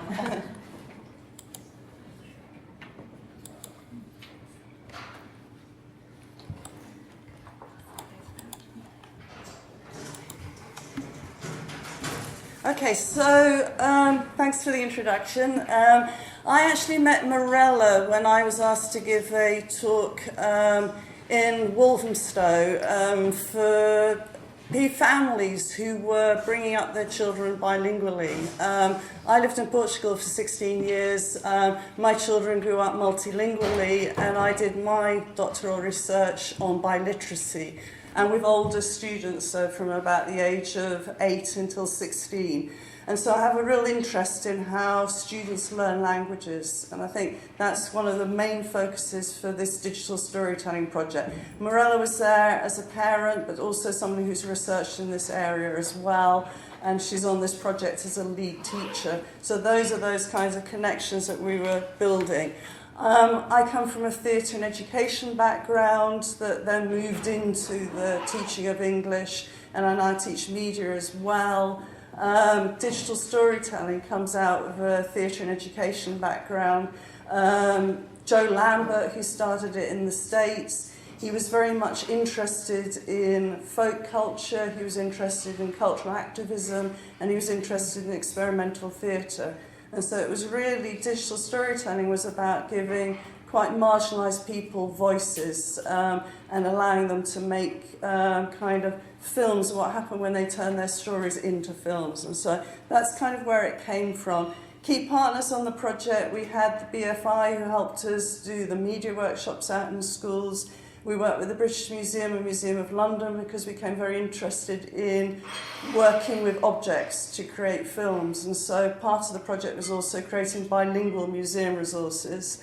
And we worked with the National Resource Centre for Supplementary Education. It's a large project. It's been funded over 5 years. We're just talking about the last 2 years of it, from 2012 to 2017.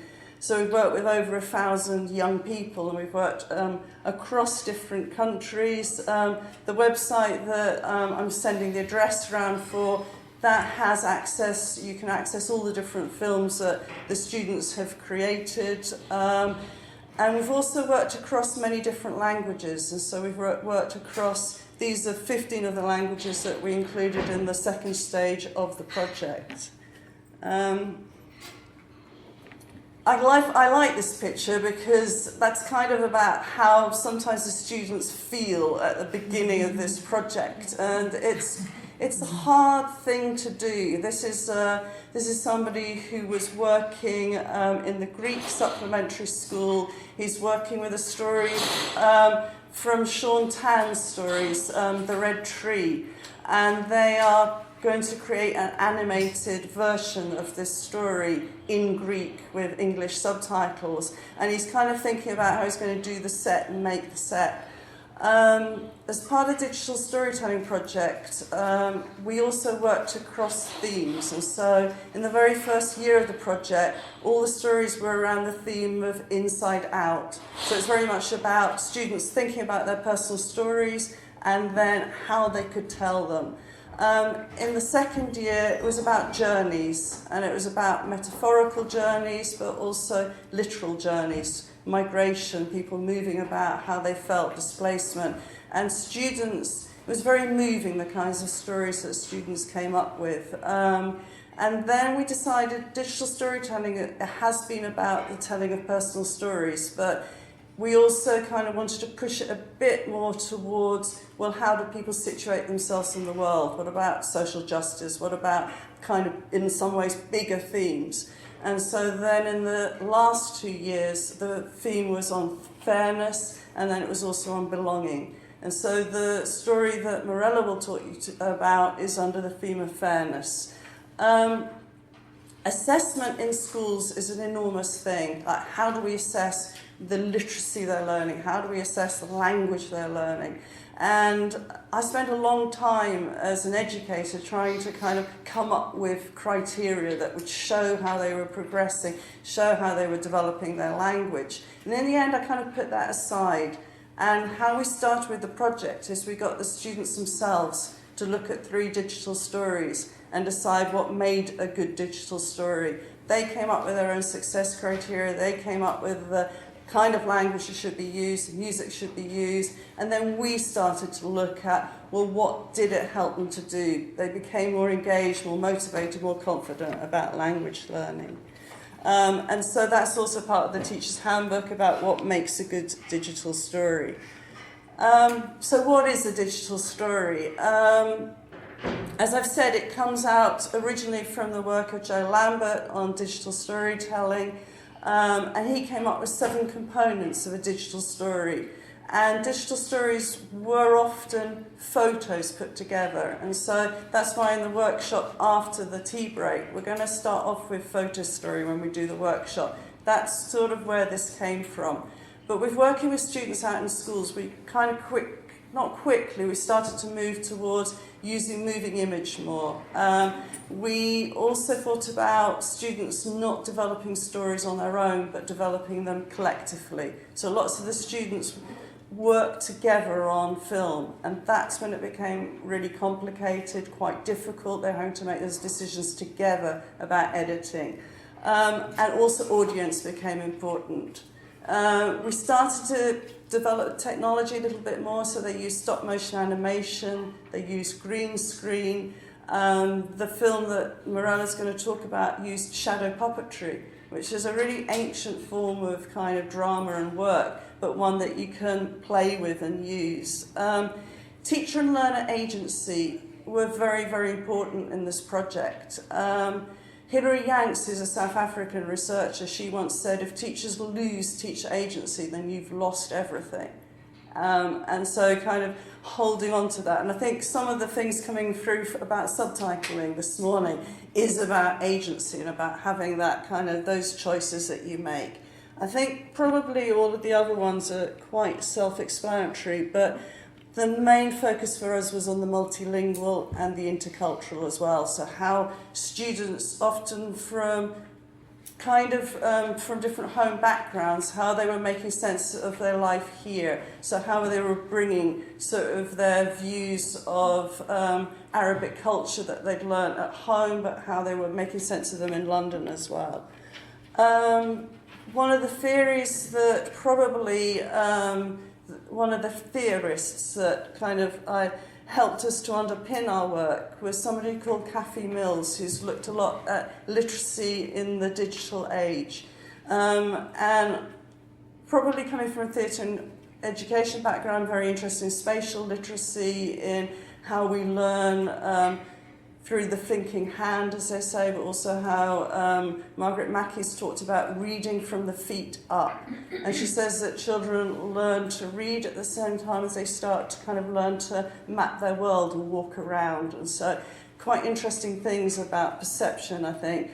But in terms of multimodal literacy, which we're focusing on here, Kathy Mills talks about children learn most with that transmediation process. So the movement from the storyboard and a two-dimensional space to that three-dimensional space. How do they do it? How do they work out those decisions? How do they make those decisions? And she talks about three principles. She talks about knowledge transformation by degrees. And I think that's really crucial. So they do try it a little bit, and it doesn't quite work, so they do it again, and then it doesn't work. And so it's all about that kind of problem solving. It's continual adaptation of intentions, sort of how they're representing it, how they're using the sign systems. And then thirdly, it's also about how they learn to use this new technology. So, we all say kind of students are really tech savvy, they can pick up a camera and make a film, do it really quickly. But they need quite a lot of scaffolded support often. They need to be given the chance to do it, and they need to be given those spaces to experiment with why a subtitle doesn't look quite right, or how it doesn't work, or the rhythm of the... in graphic novels, they talk about the rhythm of the different frames, and I think as well the students start to understand that. Learner agency is very much at the core of what we do. And so we've written a book on multilingual digital storytelling. There's one chapter in that on learner autonomy, where I talk about it's not just about saying the students do all the work. It's about teachers supporting that, helping them, developing it. And they're responsible for making things happen. So learner agency, we found, it does create higher levels of engagement, deeper levels of learning, and increased confidence. Jim Anderson, who I should mention, who's the colleague that I've done all this work with, he's a languages tutor, he's got German and French background, and this was something that he designed just a few months ago, which was very much about, well, what are we doing here when we're thinking about kind of all the interconnecting areas of language learning that students are learning through digital storytelling.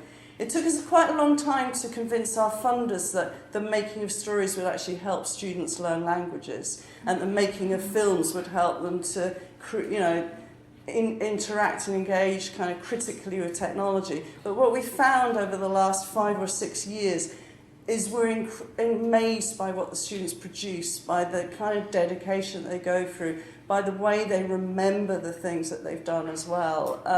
And so I think that's incredibly important in the whole kind of work. We've done quite a lot of work around translanguaging, around kind of this idea about students learning how their two languages work together, particularly when they're developing both areas.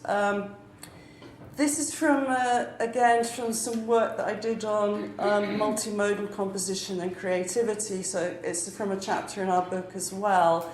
The backdrop is quite striking, really. It's from a school that we work with in Palestine, and that's one of the students in the film, and the 4 girls that made the film called it Young Palestinian Talent. And they wanted the film to be kind of celebrating kind of what they could do rather than always be seen as kind of the other. And so that backdrop was sort of from their city in Nablus. But it was also about students being able to construct their own childhood, be able to play and kind of experiment and create collaboratively. So that was a point there. that was something we developed about the key stages in the filmmaking process that Morella will go through with you. With this, it's definitely not linear. There's lots of things that go around. As you probably, if you've made films yourself, you'll know that you go back, you sometimes add extra scenes, you take things out, you edit, you peer assess, you look at. But this was very much just to help young people think about those different processes and how they fitted in with each other. So what are the benefits of multilingual digital storytelling? We've got kind of a research flyer with all the kind of things that came out, but this was something that kind of I developed more for schools, which was on some of the kind of the particular skills that students will come out with. The language maintenance is there in red, which I think is great because Morella and I were working together and Morella wanted to highlight language maintenance. I think because the schools that we work with mainstream schools in London, but we also work with complementary schools, which is where students go after school or at the weekends to learn their home languages, their community languages. And so often it's about being able to maintain those languages and develop them, and it's a very important part of the project. They did learn skills in technology, and they did extend their literacy, sort of, I think, definitely in terms of kind of thinking about languages, thinking about culture. But perhaps I want to finish my part of the talk by saying that imagination was incredibly important as well. So they had to kind of imagine alternative perspectives. They had to imagine their storyboard, they had to imagine what it would look like as a film, they had to then think about the subtitling they would use, and they had to kind of adapt the story. So I'm going to, on that note, going to hand over to Morella, who is going to tell you about Migrating a Fairy Tale. So she's going to give you an actual example of how this was used. Thanks. Thank you for inviting me. After such a wonderful lineup of thought-provoking presentations, I will finish the day with the younger generation, primary school children. This was their first encounter with a story adaptation and translation. So I'll just show you some steps during this process, contextualize our project, and show you just a couple of clips which show their linguistic discussions, because what I realized that for them this was a very intuitive process, and that was a discovery for me as a language teacher, how much they were driving translation, adaptation, and how much they felt that they really own this project at the end. So I'll just show you some bits from the project. The story this is a famous Croatian fairy tale by Ivana Balić-Mažuranić. They call her Croatian Hans Christian Andersen, and all her stories are a big part of the Croatian national culture, literary culture. She was also nominated for Nobel Prize. So we had a big, famous Croatian writer in front of us, and everybody, I think, would say this was her most famous story, River's Forest. Her stories were based on Slavic mythology, Christian philosophy, but she managed to create original plots. So the themes in this story are about the strength of mother's love, fairness, and forgiveness. So universal themes. There have been many adaptations of this story in the form of theatre, plays, musicals. I think Croatia has an obsession with creating different adaptations of this story because it's so fascinating, and it's been going on for generations. Now there is a big multi-media museum in Croatia, in the place where she was born, just dedicated to her story, so all school children go to that museum. So that was the backdrop of the story. Then obviously this was our own adaptation, and the context, the classroom context, the school context was, this was an international school based in Surrey, International School of London. The school has a mother tongue program, so I worked as a Croatian mother tongue teacher, so the main purpose of it was that children maintain their mother tongues while their parents work in Britain, and they usually stay for 3 years, 2 or 3 years, and they go back to their countries. So we had 5 Croatian lessons per week. So what I did, and it was a challenge, I think, for all teachers, when academics come to you and say, well, this is a wonderful project, and then you think, oh, well, it is great, but where do I put it in? So for me, that was a challenge that I wanted to take. And I got around it, and I fitted it within our literature lessons, and I had 3 children, aged 8, 10, and 12. And then I met our new art teacher, and I said to him, look, I'm doing this project, would you like to join me? So we just clicked, and we produced an interdisciplinary project linking language, literature, and art. This is a very, language-wise, it's a very complex story because it has many archaic expressions. And so we spent quite a bit of time analyzing the language from the story. We had our language board here, characters, meaning, archaic expressions, which I really didn't warm up to at the beginning when we were, when they started encountering them, they thought that they were not relevant for these times and so on. But that actually developed. After reading the story, we looked at different adaptations of the story. They needed motivation because they knew that they were creating something, the same story, but their own adaptation for a film festival in London. So that was a big motivating factor. So they wanted something different, a different type of expression. They didn't want to act in front of the camera.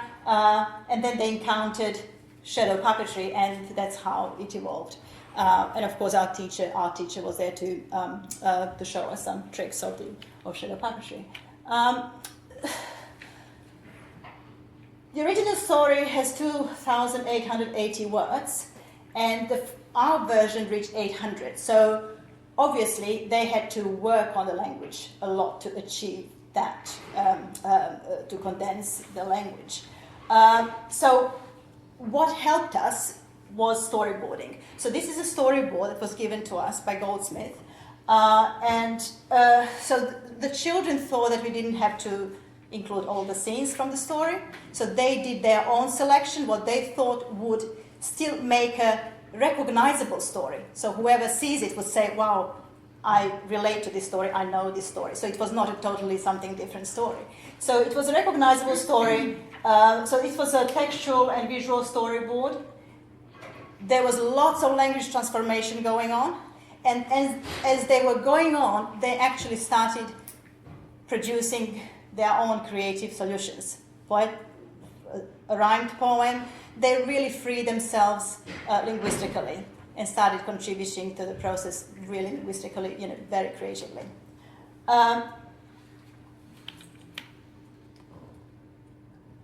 Proceeding to translation and subtitles, I was because mother tongue classes should be like just about mother tongue. So I never agreed with that. I thought that languages should meet. And this was the first time that languages met. English and Croatian met in our mother tongue lessons. So I was quite amazed how much English they learned, because it was for me for the first time to hear their English. Their enthusiasm for translation was just amazing. I mean, this was their second year of learning English. They really, they naturally want to translate. That's what I realized, that children naturally want to translate, and you have to give them that opportunity. And I was really pleased that I challenged some views that I thought that we should really have, at times, well-planned encounters of two languages. Again, there was a big sense of audience, because they knew this was going to the festival and other people have to understand it. They started big, and then they were getting smaller. They knew that we can't have too much text on the screen, so that was one of the criteria. That evolving language was really interesting, because I have a whole database of how this actually developed, but this was the final version, what I'm showing you on the screen. This is what we use for narration in Croatian, and this is what we used for the subtitles. And these are seen. So this was easy for them to follow. This was easy for us to update. So this was the kind of format that worked for all of us. I just want to point out, in terms of language, they were very passionate about discussing their translation choices. I'll show you two examples. One is about the use of, is it a sucker or a fool? And that was about translation. And in language adaptation, there was a big discussion whether it is a house or a little house. Again, there was a poetic device, and using the letter would actually spoil the rhyme. So how do you accommodate rhyme? What do you have to sacrifice? So these were all great decisions they had to make. But actually, what I had to do is just pull myself on the side and let them discuss. So taking yourself as a teacher from the process and let them lead, I think that's difficult, but actually that's liberating for everyone. And that's something that I'm still developing. So I'll show you these two examples. If you just press inside it, or yeah.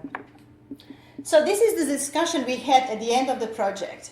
They were discussing whether this house was a tiny house or is it just a house.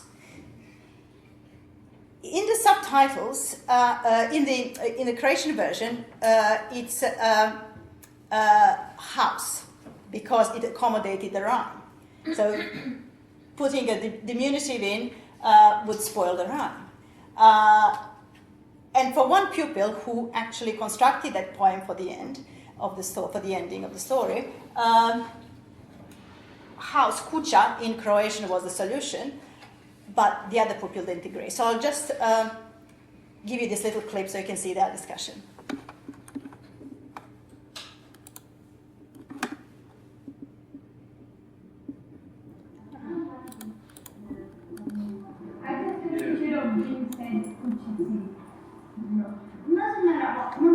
Oh my gosh, house. No, I know, but I can sound a bit more bunny-ish, and it's kind of like more kind of warmer.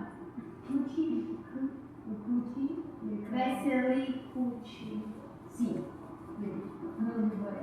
Neanche diversi un bacino e Cucci. Un bacino e Cucci. Neanche, I should be normal. Io faccio volentieri penso a fare con i miei. So if you use Kuchi, which is more grown up. Yeah, and Kuchi. yeah, but it would make it a bit more kind of warm. Yeah, I know what you mean. And that was nice. Means very sophisticated understanding how language can communicate. Yes, so this is just, they became, it was a really heated discussion, and they just didn't want to let it go. And it accommodated her rhyme, because her rhyme would be spoiled if she uses diminutive, which it's see. So it was really wonderful to see such discussions develop, and that was very, that was something very precious, I think, from this project, how these discussions actually evolved.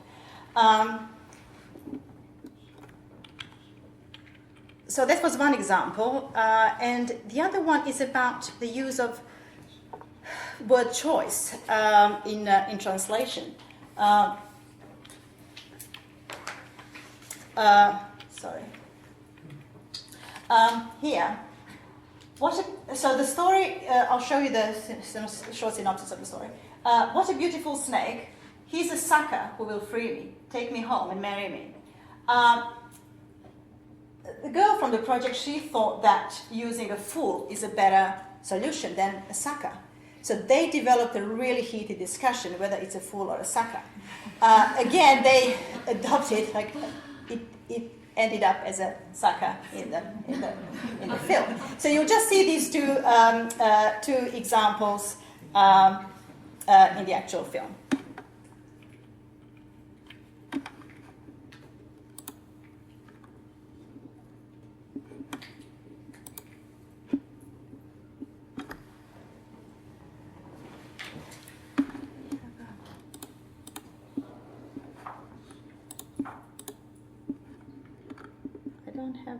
should be able to, yeah. Because I don't hear anything. I think it's still Click, yeah, if you press loading play, on, you have to just click on play. click on the Yeah. arrow. Yeah. Yeah.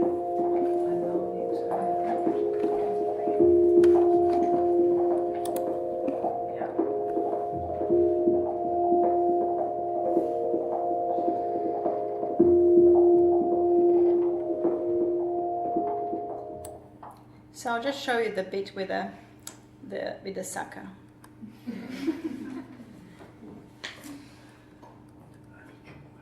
So young man goes to the forest, and then he meets a snake. Yeah, so there's the, and then she turns into a beautiful girl.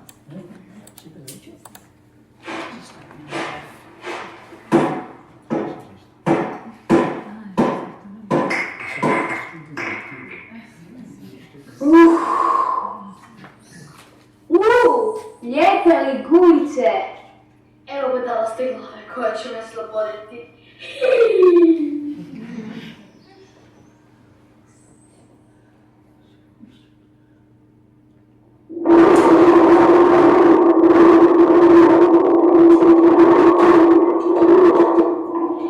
Evo me, vodi me kući, vijeći se sa mnom.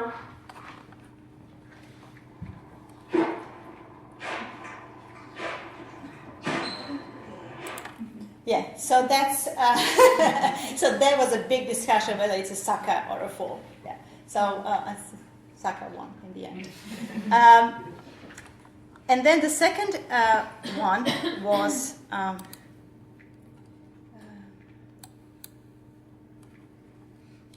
actually at the end. Sorry.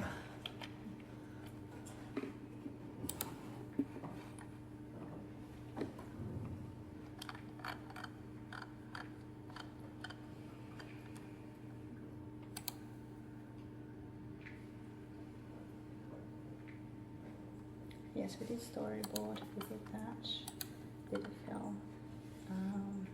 And the second example was the end of the film. Sorry.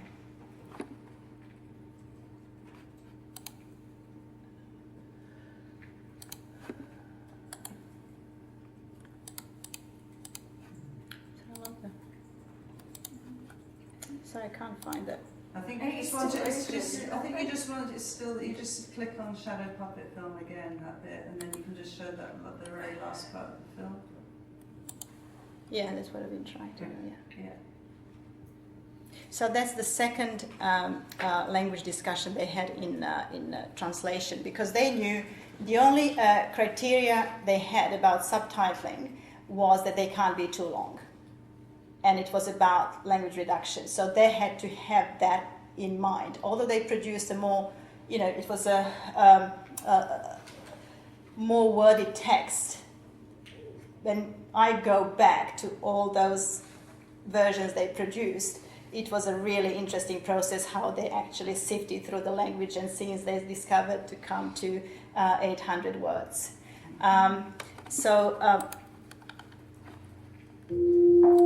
And the last bit,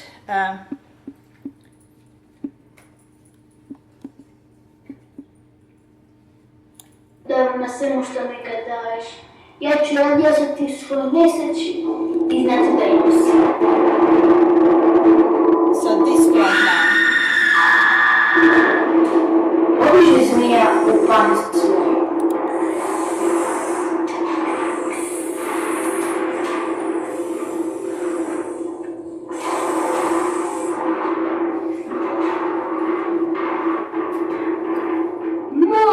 Majko, za oprost tvoj.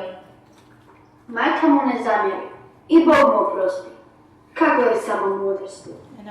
Krenuše majka i sin kući, sanjajući i misleći.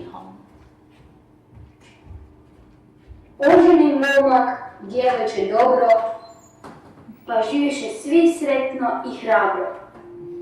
Svake zemlje večeri posjeti ih domaći, pa su svi sretni i veseli u bakine kući. Just show you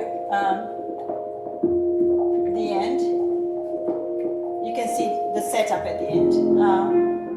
Just a couple of photographs from the actual.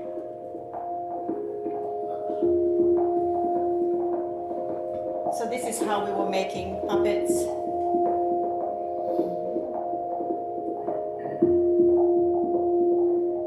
Scenery and the old overhead projector. Yeah. What I wanted to say is that that last bit about the house, whether it is a small house or just a house, actually it would spoil the rhyme. So that was the poetic ending the girl from the project she produced. So I just want to say that they had these really amazing discussions that I didn't. Sorry, I just. I'm so sorry about that.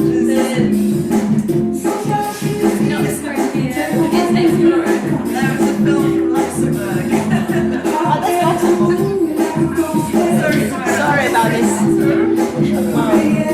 Oh, that's on internet. Sorry about that. So, just two examples of the choices they were discussing, because they really had heated discussions, and it was just amazing just to stand back as a teacher and watch your pupils have such heated discussions and actually coming up with some very valid points, because they were experiencing translation, subtitling for the first time, well, ever, and they really appreciated the opportunity. They kept telling me, oh, we'll never have this opportunity again, we'll never have this opportunity again. So doing this kind of projects is really valuable with the multilingual, even monolingual pupils. So these were two examples. So the story was, this is the description they put together for the festival brochure. So we asked them to come up with the description of the film. So it's a very simple language, and this is the language they operated with at the time. This was their second and the third year of learning English. So for them, this was also about improving their English, learning English, but also maintaining their mother tongue, Croatian. The deeper they went into the process, the more they started to appreciate and to respond. But of course, you need a bit of time for this activity. We had 6 months to develop all these stages and for them to become appreciative, to become critical of their work, to respond to comments, because they were commenting on each other's work and they were very competitive. Again, they were different ages, 8, 10 and 12, with different knowledge, with different aptitudes.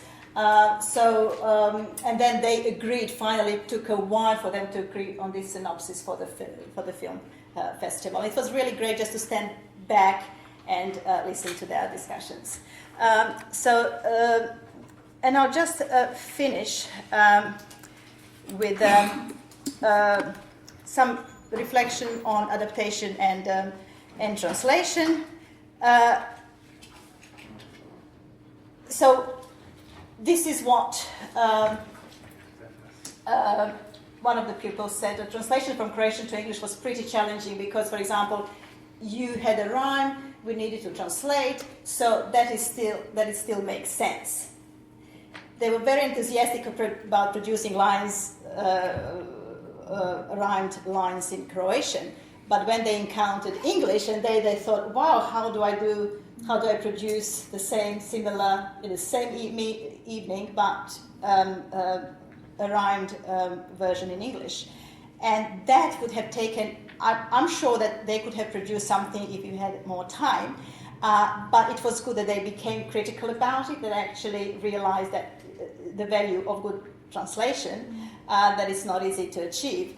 So they acknowledged, I was quite stunned how much they actually, about their comments, what they realized during the process, and what they would lose with translation, and also what they should not translate, because not everything was translated.